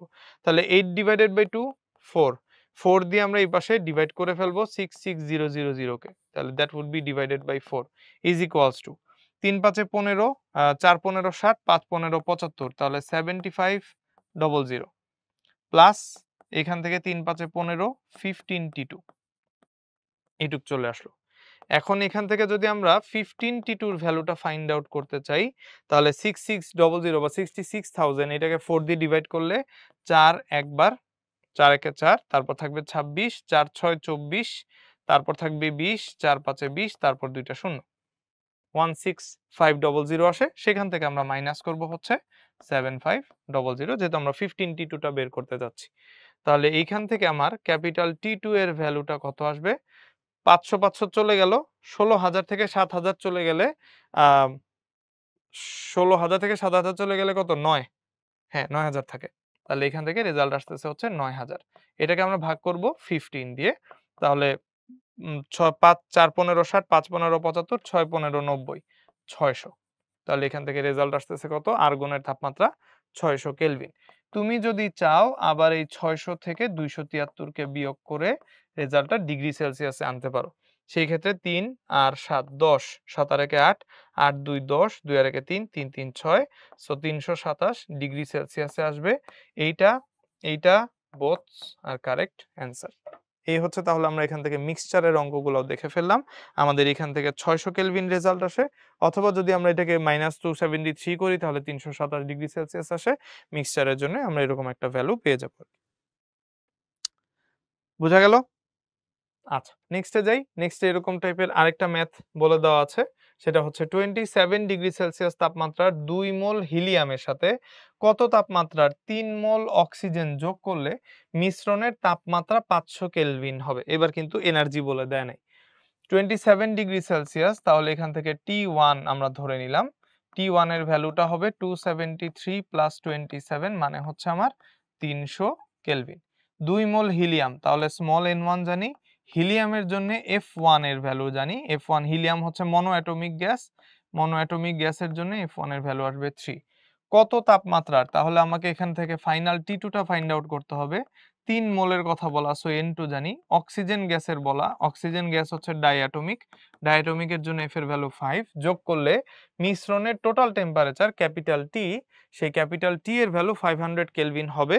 এটা হচ্ছে আমাকে ইভেন্চুয়ালি এখান থেকে ফাইন্ড আউট করতে বলছে আর কি। তাহলে আমরা এখান থেকে বলতে পারি ই মিক্স ইজ ইকুয়ালস টু আমাদের দুইটা এনার্জি, হিলিয়ামের সাথে আমরা অক্সিজেন যোগ করছি, so energy of helium plus energy of oxygen. এবার আমাদের ই মিক্সকেও ভাঙা লাগবে, তাহলে ই মিক্স হয়ে যাবে হচ্ছে কি আমাদের F/2 nRT। আমরা যে ফর্মুলাটা জানি আমরা ওখান থেকে সুন্দর মতো ক্যালকুলেশন করে বের করে ফেলবো।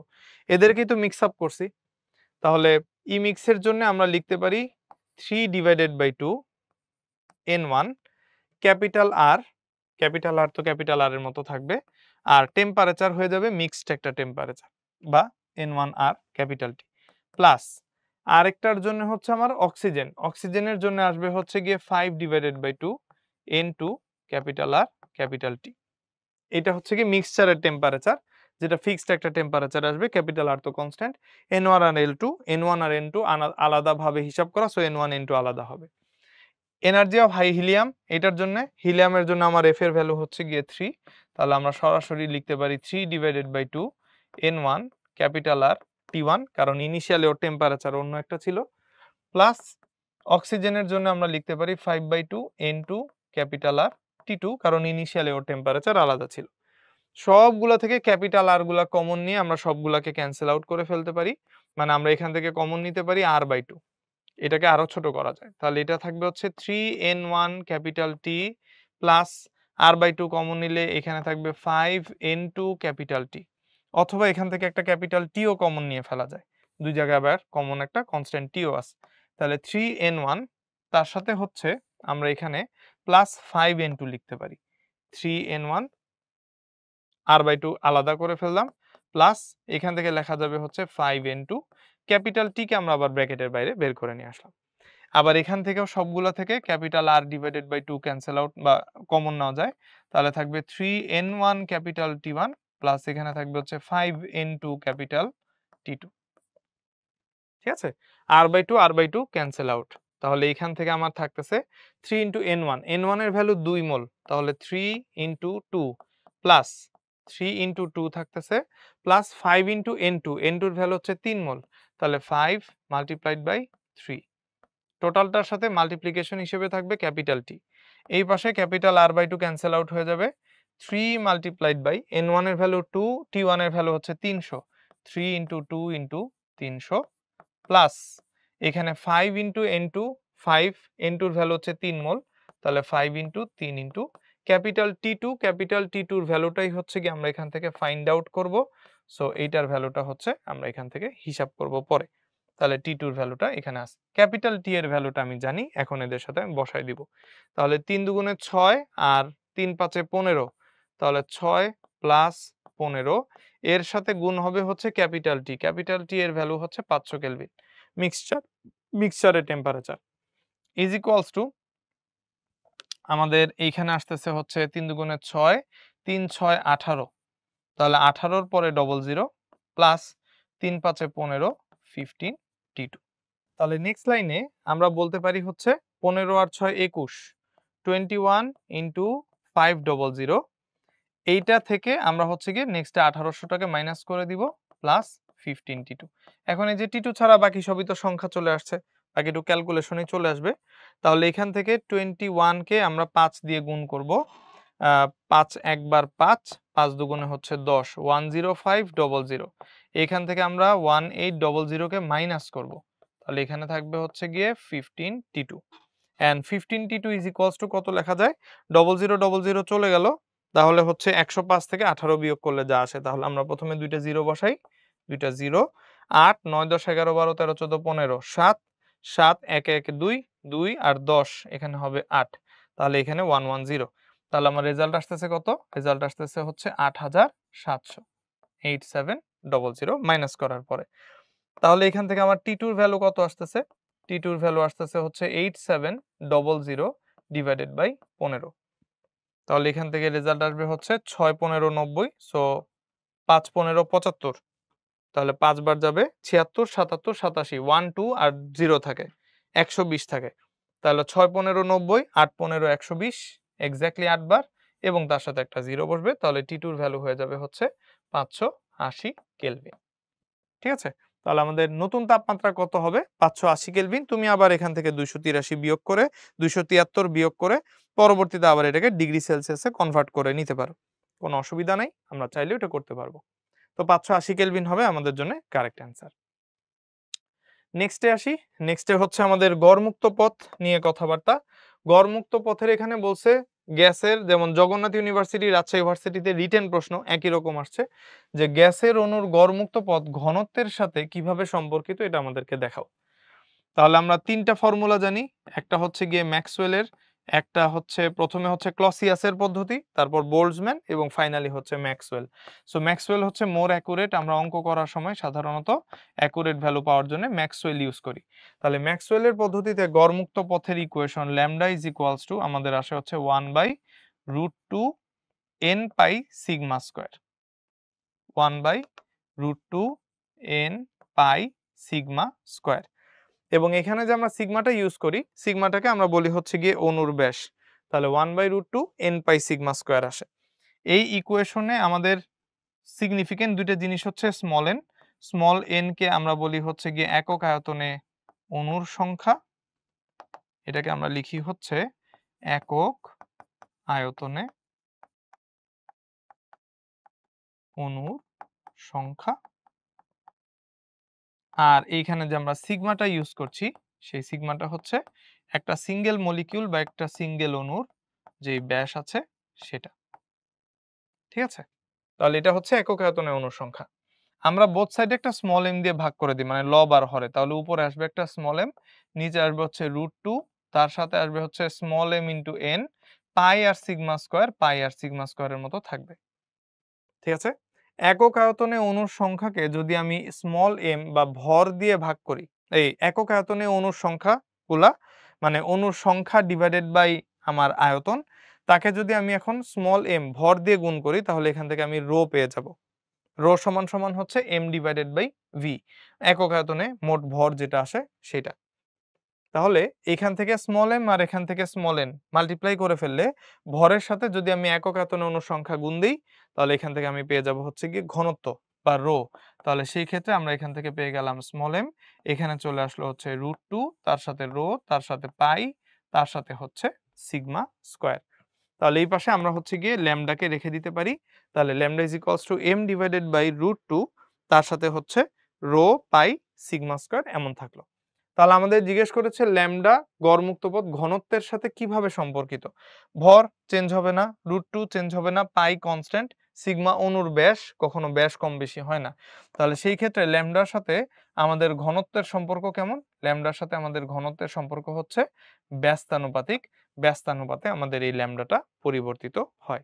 আমরা উপরে আর নিচে একটা ভর দিয়ে গুণ করে ফেললেই এখান থেকে সুন্দর মতো ভর ইনটু একক আয়তনে অণুর সংখ্যা গুণ করলে আমি পেয়ে যাব হচ্ছে গিয়ে ঘনত্ব রো। রো সমান সমান m ডিভাইডেড বাই v, তাই না? তাহলে n হচ্ছে আমাদের total number divided by v, আর এখান থেকে ভর, তো ভর ডিভাইডেড বাই v আসতেছে which is রো।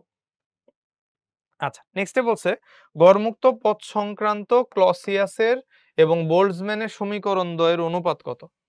তাহলে আমরা ৩টা সমীকরণ শিখছি। তার মধ্যে হচ্ছে সবার আগে আমাদের বইয়ের মধ্যে যেটা প্রুফ করে দেওয়া এবং বেসমেন্ট যেটা দাঁড় করানো যে ইকুয়েশন দিয়ে, সেটা হচ্ছে ক্লসিয়াস। ক্লসিয়াসের পদ্ধতিতে ল্যামডা সি, এইটার ইকুয়েশন হচ্ছে 1 divided by n pi sigma square. আর আরেকটা যে পদ্ধতি সেটা হচ্ছে গিয়ে বোল্টজম্যান।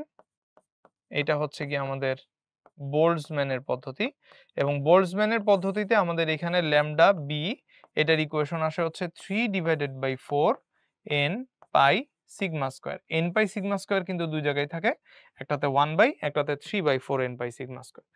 তাহলে সেই ক্ষেত্রে আমাকে এখন জিজ্ঞেস করছে এই দুইটার রেশিও কত। So lambda C by lambda B করলে আমাদের এই পাশ থেকে 1 by n pi sigma square, 1 by n pi sigma square চলে যাবে। সো নিচে শুধুমাত্র এখানে 3 ডিভাইডেড বাই 4 পড়ে থাকবে, যাকে উপরে নিয়ে গেলে হয়ে যাবে হচ্ছে 4 বাই 3। তাহলে ল্যামডা সি আর হচ্ছে গিয়ে ল্যামডা বি দুইটার রেশিও আমাদের এখান থেকে চলে আসবে হচ্ছে 4:3। ঠিক আছে? এমসিকিউতেও যদি এরকম টাইপের অঙ্ক আসে তখনও কিন্তু 4/3, 3/4 দুই রকমের রেশিও পরীক্ষায় থাকতে পারে। সো অবশ্যই একটু কেয়ারফুলি অ্যান্সার করব, এখানে যেন কোনো রকমের ভুল না হয়। বুঝা গেছে? আচ্ছা, নেক্সটে আসি। নেক্সটে আমাদের বলেছে আমাদের লাস্টের যে টপিকটা শিশিরাঙ্ক এবং আপেক্ষিক আর্দ্রতা। শিশিরাঙ্ক এবং আপেক্ষিক আর্দ্রতার সবার প্রথম অঙ্ক বলা, কোনো একদিনে বায়ুর আপেক্ষিক আর্দ্রতা 75%, তার মানে ক্যাপিটাল আর এটার ভ্যালু হচ্ছে গিয়ে 75/100, যাকে 25 দিয়ে ভাগ করলে এটা 3, এটা 4 আসে। তাহলে ক্যাপিটাল আর বের করলাম। শিশিরাঙ্ক 0°C, শিশিরাঙ্কে সম্পৃক্ত বাষ্পচাপ 13.64 মিলিমিটার মার্কারি প্রেসার বলা। ওই দিনে তাপমাত্রায় সম্পৃক্ত বাষ্পচাপ কত? সো বায়ুর তাপমাত্রায় সম্পৃক্ত বাষ্পচাপ ক্যাপিটাল এফ কত হবে? এটা হচ্ছে আমাকে এখান থেকে বের করতে বলছে। বেসিক ইকুয়েশন ক্যাপিটাল আর সমান সমান small F by capital F into 100%, but দিব না কারণ ক্যাপিটাল আর এর পার্সেন্টেজ আমরা সরাই ফেলছি। সো ক্যাপিটাল এফ এর ইকুয়েশন আসবে হচ্ছে small F divided by capital R. Small F এর ভ্যালু এখান থেকে পাচ্ছি 13.64, আর এইখান থেকে ক্যাপিটাল আর এর ভ্যালু আমরা পাচ্ছি হচ্ছে 3/4। ওকে, এখন আমরা হচ্ছে গিয়ে ক্যালকুলেশন করব, দশমিকগুলোকে একটু সরায় টরায় নিয়ে কিভাবে কাটাকাটি করা যায় দেখতে হবে। 1364 দশমিকের পরে 2 ঘর, সেটার জন্য নিচে আসবে 00 100, আর 4 চলে যাবে উপরে, 3 চলে আসবে হচ্ছে গিয়ে নিচে। তাহলে 4 5 6 7 8 8 আর 6 14, 3 দিয়ে এখানে কাটাকাটি করা যাবে না। সো 2 দিয়ে একটু ক্যালকুলেশনে কাটাকাটি করে দেখা যেতে পারে। তাহলে 400 কাটলে আসবে হচ্ছে 25। ও আর তো এখানে ইভেন্চুয়ালি ক্যালকুলেশন করা যাচ্ছে না। তাহলে এখান থেকে ওভারঅল রেজাল্ট আসতেছে কত? রেজাল্ট আসতেছে 1364 ডিভাইডেড বাই 3 25 75। 75 দিয়ে এটাকে এখন সরাসরি ডিভাইড করে তারপর দেখতে হবে আমাদের রেজাল্ট কত আসে। তাহলে প্রথমে 136 নেই, 136 এ 75 কয়বার যাবে? একবার। তাহলে একটু এক পাশে আমরা রাফ করি, 1364 এটাকে আমরা 75 দিয়ে ডিভাইড করব, তাহলে এখানে যাবে একবার, থাকবে 75। 1 7 8 9 10 11 12 13 6 61।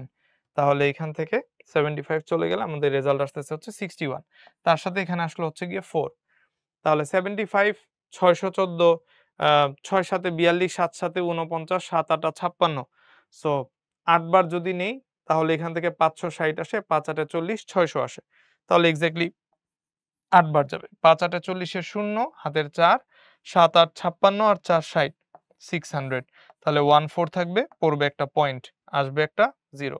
7 দুগুণে 14, 2 বার যাবে না। সো 18.1 একবার যাবে, তাহলে এখান থেকে 75 হবে। 5 5 10, 7 আর 1 8, 8 6 14, 1 1 0 65, 650। তাহলেই তো 18.1। আরো এক ঘর যদি আমি নেই, 6 7 42, 7 7 49, 7 8 56, 8 বার যাবে 560, আর 5 8 40, 560 আর 40 600 আসে, আর যাবে না। তাহলে এখান থেকে হচ্ছে 8 বার। আবারও যদি 8 টাইমস নেই তাহলে এখান থেকে 600 আসে। সো আবারও 50 থাকে, তারপর আবার 500 আসে, সামনের দিকে আর আপাতত যাওয়ার দরকার নাই। আমরা এখান থেকে পেয়ে গেলাম 18.18। তাহলে এখান থেকে রেজাল্ট আসে হচ্ছে মোটামুটি 18.18 পর্যন্ত রাখলেই হয়। এটা হচ্ছে আমাদের ক্যাপিটাল এফ। 2 ঘর পর্যন্ত এখানেও নেয়া, সো আমরাও 2 ঘর পর্যন্ত নিয়ে এখানে মিলিমিটার মার্কারি প্রেসার লিখে রাখলাম আর কি। ঠিক আছে? তাহলে ক্যাপিটাল এফ এর ভ্যালু আমাদের কত আসলো? ভ্যালু আসলো হচ্ছে 18.18। এভাবে করে আমরা ভ্যালুগুলো একটু ফাইন্ড আউট করে ফেলব। নেক্সট আমাদের হচ্ছে বলে দিয়েছে একটা ম্যাথ, এখানে বলা একটা এয়ার কন্ডিশনার 40°C তাপমাত্রা 75% আপেক্ষিক আর্দ্রতায় ভিতরের বায়ু টেনে নিয়ে এসে 20°C তাপমাত্রা এবং 54% আপেক্ষিক আর্দ্রতার বাতাসে কনভার্ট করে। এক্ষেত্রে প্রতি ঘনমিটারে কতটা জলীয় বাষ্প ঘনীভূত হবে সেটা হচ্ছে আমাকে এখান থেকে ফাইন্ড আউট করতে বলছে। 40°C এবং 20°C দুইটা টেম্পারেচারে সম্পৃক্ত জলীয় বাষ্পের ঘনত্ব, তার মানে স্মল এফ, সম্পৃক্ত জলীয় বাষ্পের ঘনত্ব, এগুলো তো কোনোটাই শিশিরাঙ্ক না। 40° শিশিরাঙ্ক না 20°, তার মানে এটা বায়ুর তাপমাত্রা। দুইটা বায়ুর তাপমাত্রায় আমাকে হচ্ছে ক্যাপিটাল এফ গুলা এখান থেকে বলে দেওয়া আছে। তাহলে এটা হচ্ছে একটা ক্যাপিটাল F1, এটা হচ্ছে আমার একটা ক্যাপিটাল F2, এটা হচ্ছে আমার R1, যেটার ভ্যালু হচ্ছে গিয়ে 75/100 বা 25 দিয়ে ক্যালকুলেশন কাটাকাটি করলে হবে 3/4। আর আরেকটা হচ্ছে 54%, 54%টা হচ্ছে আমাদের R2, R2 হচ্ছে গিয়ে 54/100, যেটাকে আমরা 2 দিয়ে কাটাকাটি করতে পারি। তাহলে 50 এর অর্ধেক 25, 4 এর অর্ধেক 2, 27। তাহলে 27, নিচে হচ্ছে গিয়ে 2 দিয়ে কাটলে 50, 27/50। তাহলে আমরা ক্যাপিটাল R1, ক্যাপিটাল R2 দুইটাই জানি, ক্যাপিটাল F1, ক্যাপিটাল F2 দুইটাই জানি। জাস্ট আমাদের কাজ হচ্ছে স্মল এফ গুলা বের করে নিয়ে আসা, স্মল এফ এর পার্থক্যটা বের করা, ওখান থেকে আমি জলীয় বাষ্প কতটুকু ঘনীভূত হবে সেটা বের করতে পারবো। তাহলে capital R is equals to small F divided by capital F. তাহলে স্মল এফ এর ইকুয়েশন হবে capital R into capital F. তাহলে সেই ক্ষেত্রে স্মল এফ ওয়ান যদি বের করি, এফ ওয়ান বের করলে আর ওয়ান এর সাথে ক্যাপিটাল এফ ওয়ান মাল্টিপ্লাইড হবে। আর ওয়ান এর ভ্যালু হচ্ছে 3/4, এফ ওয়ান এর ভ্যালু হচ্ছে 45। তাহলে 3 ডিভাইডেড বাই 4 ইন্টু 45 আসে। এখন এখানে তো আর কোনো ক্যালকুলেশনে কাটাকাটি করা যায় না। সো 3 40 120, 3 5 15 135। সো এখান থেকে থাকবে হচ্ছে 135 divided by 4 gram per metre cubed. Gram per metre cubed এত আসে। অ্যান্ড F2 এটার ভ্যালু আসে হচ্ছে ক্যাপিটাল R2, তার সাথে আমাকে মাল্টিপ্লাই করতে হবে হচ্ছে ক্যাপিটাল F2। R2 এর ভ্যালু হচ্ছে 27/50, 27/50 আমরা ছোট করে রাখছি। আর ক্যাপিটাল F2 এটার ভ্যালু হচ্ছে আমাদের 17 গ্রাম। তাহলে এখান থেকে আসা হচ্ছে গিয়ে 17। এটাকেও আর কোনো ক্যালকুলেশন ছোট করার কোনো রাস্তা নাই। সো আমরা এখান থেকে 17, 27, 50, 17কে 27 দিয়ে গুণ করে রাখতে পারি। তাহলে 17কে 7 দিয়ে গুণ করলে 70, 7 সাথে 49, 70 আর 49 কত হয়? 110, 119, 119 এর 9 হাতে থাকবে 11, 17 দুগুণে 34 আর 11 হচ্ছে 35, 45, 459 নিচে হচ্ছে গিয়ে 50। এটাও সেম গ্রাম পার মিটার কিউবড। ঠিক আছে? তাহলে আমি দুইটা ভ্যালু দিয়ে আলাদা আলাদা করে স্মল f1 আর স্মল f2 এর ভ্যালুটা ফাইন্ড আউট করে ফেললাম। এখন তাহলে আমার কতটুকু জলীয় বাষ্প ঘনীভূত হবে সেটা হচ্ছে বের করতে বলছে। সো আমাকে হচ্ছে বেসিক্যালি এই দুইটা f1 এর যে বাষ্পচাপের পার্থক্য সেই ডেল্টা f এর ভ্যালুটাই আমি ফাইন্ড আউট করব আরকি। তাহলে f1 135/4, এটা 459/50। সো এটা বড় ভ্যালু। সো f1 থেকে আমরা মাইনাস করব হচ্ছে f2। তাহলে এখানে আমাদের থাকতেছে হচ্ছে 135/4 মাইনাস 459 ডিভাইডেড বাই 50। তাহলে 50 হচ্ছে আমরা নিতে পারবো না, 50 এটা ভাগ হয় না, 100 নিতে হবে। তাহলে যদি আমরা 100 নিই, 4 25 100, 25 দিয়ে 135 কে গুণ করতে হবে। তাহলে 5 25 75, 75 এর 5 হাতে থাকবে 7, 3 5 25 সরি 5 25 100, 125, 125 এর 5 হাতে থাকবে 12, 3 25 75, 75 আর 12 হচ্ছে গিয়ে 77, 87, 87 7 হাতে থাকবে 8, 25 একবার 25 আর 8 হচ্ছে 33। তাহলে 3375 মাইনাস 50 দুইবার 100, 9 দুগুণে 18, 18 8 হাতের 1, 5 দুগুণে 10 আর 1 11, 11 1 হাতের 1, 4 দুগুণে 8 আর 1 9, 918। তাহলে এখান থেকে আমাদের রেজাল্ট নিচে থাকতেছে হচ্ছে 100।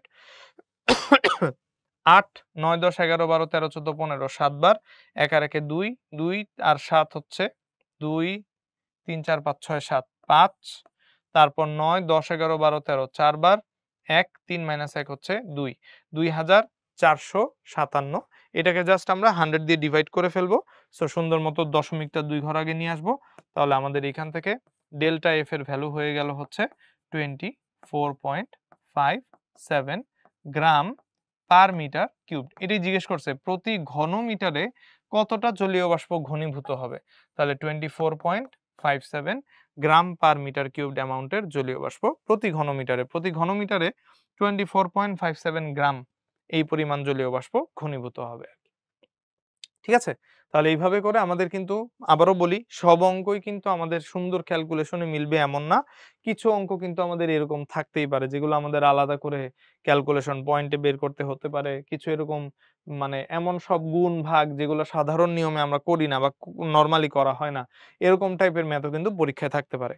সো এগুলো হচ্ছে রিটেনের জন্য স্পেসিফিক্যালি, রিটেনে কিন্তু এমন ম্যাথ দেয় এবং আমরা পরীক্ষার মধ্যেই আসতে দেখছি। সো এগুলো আমরা একটু মাথায় রাখবো। সব অঙ্কই কিন্তু শুধুমাত্র একদম 10/5 = 2 এত সুন্দর কাটাকাটিতে যাবে না। ওকে, নেক্সটে চলে যাই। নেক্সটে হচ্ছে আমাদের এখানে আরেকটা ম্যাথ বলেছে। কোনটা করলাম? এটা করলাম, এটা করলাম। ওকে। এরপর বলছে কোন স্থানের বায়ুর তাপমাত্রা 20 ডিগ্রি সেলসিয়াস আর আপেক্ষিক আর্দ্রতা হচ্ছে 80%। বায়ুর তাপমাত্রা 20। যদি উক্ত স্থানের তাপমাত্রা কমে 14 ডিগ্রি সেলসিয়াস হয় তাহলে কত শতাংশ জলীয় বাষ্প ঘনীভূত হয়ে তরলে পরিণত হবে? এটা হচ্ছে আমার কাছে জিজ্ঞেস করছে। 14 degree Celsius and 20 degree Celsius তাপমাত্রায় সম্পৃক্ত বাষ্পচাপ কোশ্চেনের মধ্যে আমাকে বলে দেওয়া আছে 24 মিলিমিটার মার্কারি, আর একটা হচ্ছে কি আমাদের 50 মিলিমিটার মার্কারির ভ্যালু। ঠিক আছে? তাহলে আমাকে জিজ্ঞেস করছে ঘনীভূত তরলের পরিমাণ এখান থেকে কত হবে সেটা হচ্ছে ইভেনচুয়ালি ফাইন্ড আউট করা। এখন 20 ডিগ্রি সেলসিয়াস তাপমাত্রায় আমি অলরেডি আপেক্ষিক আর্দ্রতা 80% এটা জানি। 20 ডিগ্রি সেলসিয়াস তাপমাত্রায় সম্পৃক্ত বাষ্পচাপ 50 মিলিমিটার এটা জানি। এরপরে আমরা টেম্পারেচার নামায় ফেললাম হচ্ছে গিয়ে 14 ডিগ্রিতে। 14 ডিগ্রিতে সম্পৃক্ত বাষ্পচাপ 24 এটা জানি, আর 20 ডিগ্রিতে সম্পৃক্ত বাষ্পচাপ হচ্ছে 50 মিলিমিটার। তাহলে 14 ডিগ্রি সেলসিয়াস তো হিসাব আমাদের মোটামুটি জানা আছে। 14 ডিগ্রি সেলসিয়াসের বাষ্পচাপ হচ্ছে 24, ফাইন। 20 ডিগ্রি সেলসিয়াস তাপমাত্রায় বাষ্পচাপটা কততে নামবে সেটা যদি আমরা একটু ফাইন্ড আউট করতে পারি, তাহলে ওখান থেকে সুন্দর মতো আমরা কত শতাংশ জলীয় বাষ্প ঘনীভূত হচ্ছে সেটাকে ফাইন্ড আউট করে বের করে নিয়ে আসতে পারবো আর কি। ঠিক আছে, তাহলে এটা হচ্ছে কি আমার ওভারঅল আইডিয়া। এখন আমরা ক্যাপিটাল আর এর ইকুয়েশন কি জানি? ক্যাপিটাল আর হচ্ছে small F divided by capital F. আমাদের ক্যাপিটাল আর হচ্ছে 80%, সো এটাকে আমরা পার্সেন্টেজ ছড়ায় ফেলি। 80 ডিভাইডেড বাই 100, 20 দিয়ে কাটাকাটি করলে 4 20 80, 5 20 100। তাহলে ক্যাপিটাল আর সমান সমান হচ্ছে গিয়ে 4/f। এটাকে আমরা কনভার্ট করে ফেললাম। এইখান থেকে আমরা বের করে নিয়ে আসবো হচ্ছে গিয়ে স্মল এফ এর ভ্যালুটা কত হয়, কারণ আমরা কোনোটাই কিন্তু শিশিরাঙ্ক বলি নাই। টেম্পারেচার বলা, বায়ুর তাপমাত্রা 20, বায়ুর তাপমাত্রা 14, কিন্তু কোনোটা শিশিরাঙ্ক বলা নাই। তো সম্পৃক্ত হইলে স্মল এফ এর ভ্যালুটা কত হইতো সেটা হচ্ছে আমরা এখান থেকে ফাইন্ড আউট করে নিয়ে আসবো আগে। তাহলে ক্যাপিটাল আর এর ভ্যালু কত? ক্যাপিটাল আর এর ভ্যালু হচ্ছে 4 ডিভাইডেড বাই 5। আর ক্যাপিটাল এফ এর ভ্যালু কত? এই যে যখন আপেক্ষিক আর্দ্রতা 80% তখন বায়ুর তাপমাত্রা 20, বায়ুর তাপমাত্রা যখন 20 তখন এটার ভ্যালু হচ্ছে গিয়ে 50। সো ক্যাপিটাল এফ এর ভ্যালু আমরা 50 মিলিমিটার মার্কারি এখান থেকে পেয়ে যাচ্ছি। তাহলে 50 কে 5 দিয়ে ভাগ করলে আসবে 10, 4 10 এ আসবে হচ্ছে 40। তাহলে স্মল এফ এর ভ্যালু হচ্ছে 40 মিলিমিটার মার্কারি। ওকে, এবার তাহলে খেয়াল করো 14 ডিগ্রি সেলসিয়াস টেম্পারেচারে আমরা যখন নামলাম 20 ডিগ্রি সেলসিয়াসে সম্পৃক্ত বাষ্পচাপের ভ্যালু ছিল 40 মিলিমিটার মার্কারি। আর এখান থেকে যখন 14 এ আসছি, তাহলে এখান থেকে আমরা বলতে পারি যে যখন আমরা 20 ডিগ্রি সেলসিয়াসে ছিলাম তখন আমাদের এইখান থেকে প্রেসার ছিল কত? প্রেসার ছিল হচ্ছে 40 মিলিমিটার মার্কারি। আর আমাদের 14 ডিগ্রি সেলসিয়াসের কথা বলছে, যখন আমরা 14 ডিগ্রি সেলসিয়াসে আসলাম সেখানে কিন্তু আমাদের সম্পৃক্ত বাষ্পচাপ কোশ্চেনে বলে দিছে 24 মিলিমিটার মার্কারি। বাষ্পচাপ কমে গেছে অবশ্যই কিছুটা, সো বুঝতেই পারছো কিছুটুক আমার বাষ্পচাপ কমে যাওয়ার কারণ জলীয় বাষ্পে ঘনীভূত হয়েছে। তাহলে আমার শতকরা অংশ বলেছে কত শতাংশ জলীয় বাষ্প ঘনীভূত হয়, তাহলে শতকরা ঘনীভূত জলীয় বাষ্প পার্সেন্টেজে কিভাবে বের করব? 40 থেকে আমাদের কমে এটা আসছে হচ্ছে গিয়ে 24 এ। তাহলে সেই ক্ষেত্রে আমরা লিখতে পারি 40 মাইনাস 24, নিচে ডিভাইড করব আবার 40 দিয়ে, এবং যেহেতু শতকরায় প্রকাশ করতে হবে গুণ করতে হবে হচ্ছে 100% দিয়ে। বাস, বাকিটুকু ক্যালকুলেশন। 40 থেকে 20 গেলে থাকবে 20, 20 থেকে 4 গেলে থাকবে 16, নিচে থাকবে হচ্ছে 40, এটাকে গুণ করতে হবে 100 দিয়ে। তাহলে 4 দিয়ে কাটাকাটি করো, 4 4 এ 16, আর হচ্ছে গিয়ে 4 10 এ 40, তার সাথে হচ্ছে এখানে থাকতেছে 100, 100 কে 10 দিয়ে ভাগ করলে 10, 10 কে 4 দিয়ে গুণ করলে আবার 40। তাহলে এখান থেকে আমাদের রেজাল্ট আসলো হচ্ছে গিয়ে 40%। ঠিক আছে, কত শতাংশ তাহলে ঘনীভূত হইলো আমাদের? 40% হচ্ছে এখান থেকে ঘনীভূত হয়ে গেল। ঠিক আছে, তাহলে নেক্সটে চলে যাই। নেক্সটে বলছে কোনো একদিন বায়ুর তাপমাত্রা 26 ডিগ্রি সেলসিয়াস, ভালো কথা, শিশিরাঙ্ক 20 ডিগ্রি সেলসিয়াস। শিশিরাঙ্ক হচ্ছে 20 ডিগ্রি সেলসিয়াস। ওকে, এখানে একটা ডট হবে, এই পর্যন্ত দাঁড়ি। নেক্সটে বলছে 22 ডিগ্রি সেলসিয়াস এবং 18 ডিগ্রি সেলসিয়াস তাপমাত্রায় সম্পৃক্ত জলীয় বাষ্পের চাপ বলে দিছে 22 আর 18, বাট আমরা কিন্তু কোনোটা নিয়ে কাজ করব না। আমাদের টেম্পারেচার হচ্ছে এয়ারের 26, শিশিরাঙ্ক টেম্পারেচার হচ্ছে 20। তাহলে 22 আর 18 তে সম্পৃক্ত জলীয় বাষ্পের চাপ বলে দিয়েছে হচ্ছে 19 আর হলো 17। আপেক্ষিক আর্দ্রতা 75%, সো ক্যাপিটাল এফ হচ্ছে, ক্যাপিটাল আর হচ্ছে 75/100, মানে ওই যে 3 25 75, 4 25 100, 3/4।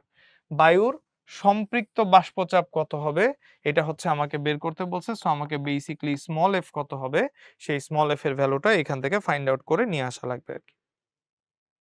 তাহলে খেয়াল করো আমাদের এইখানে 22 ডিগ্রি সেলসিয়াসের ভ্যালু বলে দেওয়া আছে আর এখানে শিশিরাঙ্ক বলা আছে হচ্ছে গিয়ে 20। তাহলে আমরা 22 থেকে 20 ডিগ্রি সেলসিয়াসকে এখানে মাইনাস করে দিলাম। আমরা ওই যে ত্রুটিপূর্ণ থার্মোমিটারের ম্যাথগুলো করেছিলাম না এইচএসসি তে, সেই ফর্মুলাটা অ্যাপ্লাই করব, ওরকম একটা রেশিও বানাবো আর কি। তাহলে আমাদের এখানে 22 এর ভ্যালু দেওয়া আছে, আমাদের শিশিরাঙ্ক হচ্ছে গিয়ে 20। তাহলে 22 থেকে আমাকে নেমে আসতে হবে কততে? 20 এ। আচ্ছা, আবার 22 থেকে আরেকটা যে টেম্পারেচার দেওয়া এখানে পার্থক্য, সেটা হচ্ছে গিয়ে আমার 18 ডিগ্রি সেলসিয়াসের টেম্পারেচার দেওয়া। তাহলে 22 ডিগ্রি সেলসিয়াস থেকে আমরা মাইনাস করলাম হচ্ছে 18 ডিগ্রি সেলসিয়াস। সবই ডিগ্রি সেলসিয়াসের টেম্পারেচার, সবগুলার রেশিও একই রকম থাকলো। তাহলে 22 থেকে বিয়োগ করলাম কত? শিশিরাঙ্কর 20। 22 থেকে বিয়োগ করলাম হচ্ছে 18। সেম প্যাটার্নে আমার রেশিও মেইনটেইন করতে হবে। 22 এর জন্য ভ্যালু হচ্ছে 19 মিলিমিটার মার্কারি। তাহলে 19 থেকে বিয়োগ করব 20 ডিগ্রি সেলসিয়াসে আমার এই শিশিরাঙ্কে সম্পৃক্ত বাষ্পচাপ কত? শিশিরাঙ্কেই তো সম্পৃক্ত বাষ্পচাপ আসে। তো শিশিরাঙ্ক হচ্ছে কি 20 ডিগ্রি সেলসিয়াস, এখানে সম্পৃক্ত বাষ্পচাপ আমি জানি না। সেই স্মল এফটাই আমাকে ফাইন্ড আউট করতে হবে। আবার নিচে 22 ডিগ্রি থেকে 18 ডিগ্রি বিয়োগ করেছি। 22 এর জন্য ভ্যালু 19, 18 এর জন্য ভ্যালু হচ্ছে গিয়ে 17। তাই 22 এর জন্য যে ভ্যালু 19, সেখান থেকে 18 এর জন্য যে ভ্যালু 17, সেটা আমাকে মাইনাস করতে হবে। তাহলে 22 থেকে 20 চলে গেলে থাকবে 2, 22 থেকে 18 গেলে থাকবে হচ্ছে 4, 19 থেকে f গেলে থাকবে 19 মাইনাস f, 19 থেকে 17 গেলে আসবে হচ্ছে গিয়ে 2। ঠিক আছে? 2 আর 2 এর পাশে গুণ হবে, 4 হয়ে যাবে, 4 4 কাটা যাবে। তাহলে এইখান থেকে সুন্দর মতো আমাদের ক্যালকুলেশনের ওই পাশে চলে আসতেছে হচ্ছে 2 মাল্টিপ্লাইড বাই 2 ডিভাইডেড বাই 4, মানে হলো 1। আর এই পাশে থাকতেছে হচ্ছে 19 মাইনাস f। তাহলে আমাদের স্মল f এর ভ্যালু কত আসবে? 19 মাইনাস 1। তাহলে এখান থেকে রেজাল্ট আসবে হচ্ছে 18। যেহেতু সবগুলার ইউনিটই মিলিমিটার মার্কারি প্রেসারে দেওয়া, তাই আমাদের ওই যে 20 ডিগ্রি সেলসিয়াস বা শিশিরাঙ্ক, সেই শিশিরাঙ্কে আমাদের এখান থেকে স্মল এফ এর ভ্যালু আসবে হচ্ছে 18 মিলিমিটার। ঠিক আছে? এখন বায়ুর সম্পৃক্ত বাষ্পচাপ বের করতে বলছে। এটা তো অ্যান্সার না। কারণ এখান থেকে স্মল এফ বের হইছে মাত্র। এই ক্যাপিটাল এফ তো বেরই করতে পারলাম না। মাত্র তো রেশিও সেট করে স্মল এফ এর ভ্যালুটা কত আসবে এটা ফাইন্ড আউট করলাম। আমাকে কিন্তু এখানে বলেছে হলে বায়ুর সম্পৃক্ত বাষ্পচাপ। তাহলে এখানে বায়ুর তাপমাত্রায় সম্পৃক্ত বাষ্পচাপ ক্যাপিটাল এফ কত হবে সেটা ফাইন্ড আউট করতে হবে।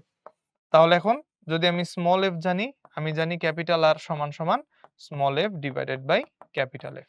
তাহলে ক্যাপিটাল এফ হবে হচ্ছে স্মল এফ কে ক্যাপিটাল আর দিয়ে ভাগ করব। এটা কিন্তু আমরা শিশিরাঙ্কে সম্পৃক্ত বাষ্পচাপ বের করছি। এই যে স্মল এফ হচ্ছে শিশিরাঙ্ক 20 ডিগ্রি সেলসিয়াসের জন্য। বায়ুর তাপমাত্রা হচ্ছে 26, ওখানে কিন্তু এখন আসতেই পারিনি। তাহলে বায়ুর তাপমাত্রায় আমার বাষ্পচাপটাকে সম্পৃক্ত করতে চাইলে কতটুকু বাষ্পচাপ হইতো, সেটাই হচ্ছে আমার ক্যাপিটাল এফ। তাহলে স্মল এফ এর ভ্যালু আমরা এখান থেকে পাচ্ছি হচ্ছে 18। ক্যাপিটাল আর এর ভ্যালু, এটার ভ্যালু পাচ্ছি হচ্ছে 3 ডিভাইডেড বাই 4। 18 কে 3 দিয়ে ভাগ করলে আসবে 6, আর এই 4 যে উপরে গুণ হবে, তাহলে এখান থেকে আসবে হচ্ছে 4 6 24, 24 মিলিমিটার মার্কারি প্রেসার। এইটা হচ্ছে আমার সেই ফাইনাল অ্যান্সারটা। ঠিক আছে? যেহেতু বায়ুর তাপমাত্রায় ওকে সম্পৃক্ত করতে আমার কি পরিমাণ চাপ চেয়েছে বা প্রেসার আসবে সেটা বের করতে বলছে। সো 24 মিলিমিটার মার্কারি প্রেসার, এটা হচ্ছে আমার ফাইনাল অ্যান্সার। স্মল এফ টা হচ্ছে আমার ইন্টারমিডিয়েটে একটা মান আনতে লাগে, ওই ক্যাপিটাল আর দিয়ে এফ দিয়ে ক্যাপিটাল এফ বের করার জন্য দরকার পড়ে। তো স্মল এফ এর ভ্যালুটা আমি জানি না, শিশিরাঙ্কের টেম্পারেচার জানি, বাট ওই শিশিরাঙ্কের টেম্পারেচারে বাষ্পচাপ কত হবে তাকে একটু বের করে নেওয়া লাগলো। দেন আমার আপেক্ষিক আর্দ্রতা দেয়া আছে, ক্যাপিটাল এফ বের করা সোজা। তো এইখানে যে ম্যাথগুলো দেখালাম, আশা করছি ম্যাথগুলো সবাই মোটামুটি বুঝতে পেরেছো। রিটেনের জন্য আবারও বলে দেই, এই চ্যাপ্টার থেকে প্রুফগুলো ইম্পর্টেন্ট, কারণ বারবার আমরা প্রুফ আসতে দেখছি 2-3 জায়গায়। প্রুফগুলোর পাশাপাশি যে ম্যাথগুলো দেখালাম, কিছু ম্যাথ আছে ইজিলি ক্যালকুলেশন করা যায়, কিছু ম্যাথ আছে একদম নরমাল প্রসেসে গুণ ভাগ করে ক্যালকুলেশন করতে হয়। সো ব্যাপারগুলোর জন্য একটু প্রস্তুতি নিয়ে রাখা উচিত। ঠিক আছে? অসংখ্য ধন্যবাদ সবাইকে। আবার দেখা হবে অন্য কোনো ক্লাস। আসসালামু আলাইকুম। আল্লাহ হাফেজ।